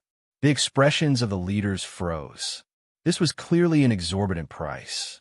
Although they were allies, every civilization wanted to revive their own direct members. Black Star's move was undoubtedly to make them bid. This could be considered a simple scheme. Either they did not bid to revive their own direct members, or they were willing to fight. This was how monopoly business worked. However, the leaders of the supercluster present were mentally prepared for this, so they were not surprised, but they could not help but feel a little pained. "Then what exactly do you want?" Han Xiao casually pinched his fingers and smiled. "High-level blueprints, unique technology, universal treasures, rare resources. That's it. As for the standard, you can weigh it yourselves. After all, I don't know what good things you have. I don't care how you guys discuss among yourselves, but don't try to play tricks. There's no such thing as the highest bidder winning. You have to satisfy me first. Of course, I also welcome people to find me and make a private bid. I still have some integrity and will not easily reveal your bids. In short, it depends on how much you are willing to pay." Hearing this, the leader of the Star Arc civilization exchanged glances with everyone. Then, he took a deep breath and nodded on behalf of everyone. "All right, we accept this condition. Then I'm very happy to have reached a consensus with all of you. I look forward to working with all of you in the future. I hope to see substantial support from all of you for the association as soon as possible." Han Xiao smiled and said a few pleasantries. After confirming that the discussion was over, he deactivated the remote projection and disappeared from the room. Seeing that Black Star had left, the leaders of the supercluster relaxed, feeling rather helpless. Black Star's appetite is quite big. He's raising the price on the spot. What can we do? The Sanctum Revival is unique. Let's discuss what ships we should take out first. Everyone had different feelings. Currently, they could only follow the other party's rules. They did not dare to play tricks. It was not easy to open this channel. If they caused trouble purely to reduce costs and accidentally offended Black Star, causing the opportunity to revive the Sanctum Revival to slip away, it would be a big loss for a small gain. Universal treasures, unique blueprints. Although it pained them to take out these things, they were still able to afford it. They planned to discuss who would revive first and who would revive later. They did not want to blindly bid and hurt the harmony. At the same time, Han Xiao deactivated the communication and returned to his office. His eyes flickered. I wonder how many good things I can get this time. Although the Supercluster Alliance is a bit of a scam, they have a lot of treasures in their inventory. Han Xiao picked up a fruit candy from the snack jar on the table and popped it into his mouth. His mouth and heart were filled with sweetness. Back then, he had thought that trading with these organizations that had the need to revive others was the right way to maximize the benefits of the Sanctum Revival. Previously, in order to maintain the mystery and stabilize the situation, he did not do this business. Now that the situation had changed, he planned to adapt to the changes and adjust his strategy. The Sanctum Revival was a rare commodity, and Han Xiao was not worried that the supercluster would not agree. To him, this was actually a wave of empty promises. He would continue to pretend that there was only one chance for the Sanctum Revival, raise the price, and trick the supercluster into taking out some gold blueprints and universal treasures to exchange for the precious one-time slot. As for how and when to revive, these were not up to him. Just saying the time is not right could easily block the supercluster's dissatisfaction. These leaks had no other choice but to wait. However, Han Xiao was not completely extorting them. It was not impossible to revive a small portion of the supercluster's direct descendants. This move could let the Supercluster Alliance taste the benefits and deepen their cooperation. It could also make the three universal civilizations angry, causing the two sides to go against each other. Furthermore, as long as the number of revivals was not high, the situation would still be under the control of the Association and the Holy Covenant. After all, the supercluster was different from the three universal civilizations. The more experts the three universal civilizations had, the more they would definitely want to monopolize. However, the more high-end combatants the supercluster had, the more they would not be able to carry out the elimination plan. Instead, they could pressure the three universal civilizations and restrain them, which was indirectly beneficial to the Association's career. Therefore, Han Xiao would only do this deal with the supercluster and not the three universal civilizations. Otherwise, it would be helping the enemy, and it would also make the three universal civilizations feel that the sanctions were very effective, successfully forcing the Association to admit defeat. However, if a World Tree War broke out, it would be a different situation. If the situation was not good, Han Xiao would not mind reviving a large number of combatants to deal with the invasion of the World Tree civilization. The main thing was to act according to the situation and adjust his strategy flexibly. Just as he was deep in thought, Philip popped up from the table and held up a virtual screen that was several times larger than his body with both hands. He said in a childish voice, "Master, Master, many civilizations in the Shattered Star Ring have sent communication requests. Do you want to accept them?" Han Xiao came back to his senses, looked at the caller ID on the screen, and curled his lips. These be Astra's stars. They don't dare offend the three universal civilizations, but they don't want to offend me, so they came to apologize and explain. Let's see what kind of flattery they have. Han Xiao took a look, chose the Amethyst civilization, whom he had worked with for many years, and answered the other party's call. The diplomatic representative of the Amethyst civilization appeared on the screen, bowed respectfully, and said, "Greetings, Your Excellency Black Star." Han Xiao waved his hand, interrupted the other party, and said, "Just get to the point. I've been a little busy recently."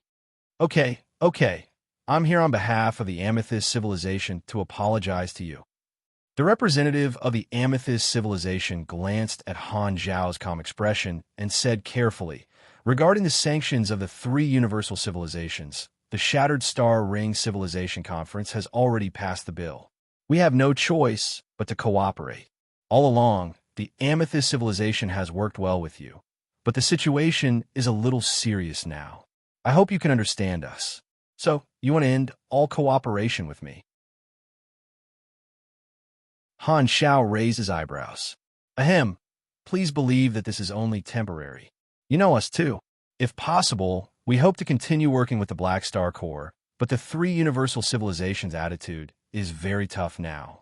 We're just avoiding the limelight. When the problem is solved, we'll immediately resume our cooperation and give you some compensation. As for the terms of the sanctions, you don't have to worry too much. We'll be flexible and not make things difficult for you." The words of the representative of the Amethyst civilization were sincere, emphasizing their helplessness. Han Xiao did not think much of it, but he did not refute it. He expressed his understanding verbally and even comforted the other party. Then, he picked up the calls from the other Shattered Star Ring civilizations one by one, and they all had the same attitude. They all came to apologize, saying that they had no choice but to cooperate with the sanctions and hoped to gain his understanding. After hanging up the last call, Han Xiao curled his lips. Humph! A bunch of people who changed their sails according to the wind. When they wanted benefits, they sought cooperation with the army. Now that they were under pressure, they kicked the army aside and even targeted them. It was a classic example of burning the bridge after crossing the river. Of course, these civilizations had to take care of themselves, so there was no reason for them to support the association. Han Xiao definitely understood, but there was no need for him to forgive them. There was no reason for him to forgive them just because they were in trouble. These civilizations thought that the three universal civilizations' rule over the galactic society was still stable, so they would rather offend the Black Star Corps than be marked by the three universal civilizations. To the civilizations, it was very easy to choose between the Black Star Corps and the three universal civilizations. Therefore, Han Shao could not be bothered to force these civilizations to choose a side, or else they would only fall out with him. It was better to maintain the current relationship and make them feel like they owed him. Although it might not be useful, it was better than falling out with him. He chewed the candy in his mouth and chuckled. After solving the sanctions of the 3 universal civilizations, I'll make you bleed. These civilizations still think that the galactic society will remain stable under the rule of the 3 universal civilizations. When the enemy invades, they will know how fragile this peace is. Let's see if the 3 universal civilizations you trust have extra energy to protect you. After complaining for a while, Han Shao calmed down and called the officer to deal with the handover procedures of these civilizations. Then he opened the organization distribution version of the star map and pondered. Expanding and controlling the galactic black market is the focus of the association's next step. The 3 universal civilizations will definitely not sit back and watch. It might be another secret war, and the death rate will definitely not be low. Therefore, the players are the most suitable to be in charge of dealing with the black market. Their strength is already not bad, and they are not afraid of death. They are enough to take on this mission. As he spoke, Han Shao wrote down this idea in the star map memo and decided to issue this order in a few days to send the players to carry out the mission. Also, in terms of high-end combatants, I have to put pressure on the 3 universal civilizations. I promised the 3 universal civilizations that I would not casually revive historical beyond grade as. Now that they've done this, I could definitely have to return the favor. It's a pity that I haven't gathered all the Sanctum keys, and I don't have many mediums, so I can't revive a new batch. Han Zhao's thoughts turned quickly, and his eyes flickered. The Holy Covenant can come in handy, though. There are still many people hiding in the organization. Why don't I pull some beyond grade as into the association and pretend to be newly revived? It's so convenient to have a trump card. I wonder how the 3 universal civilizations will react. On the other side, in the 3 universal civilizations joint conference room, the 3 leaders gathered and were having a secret discussion.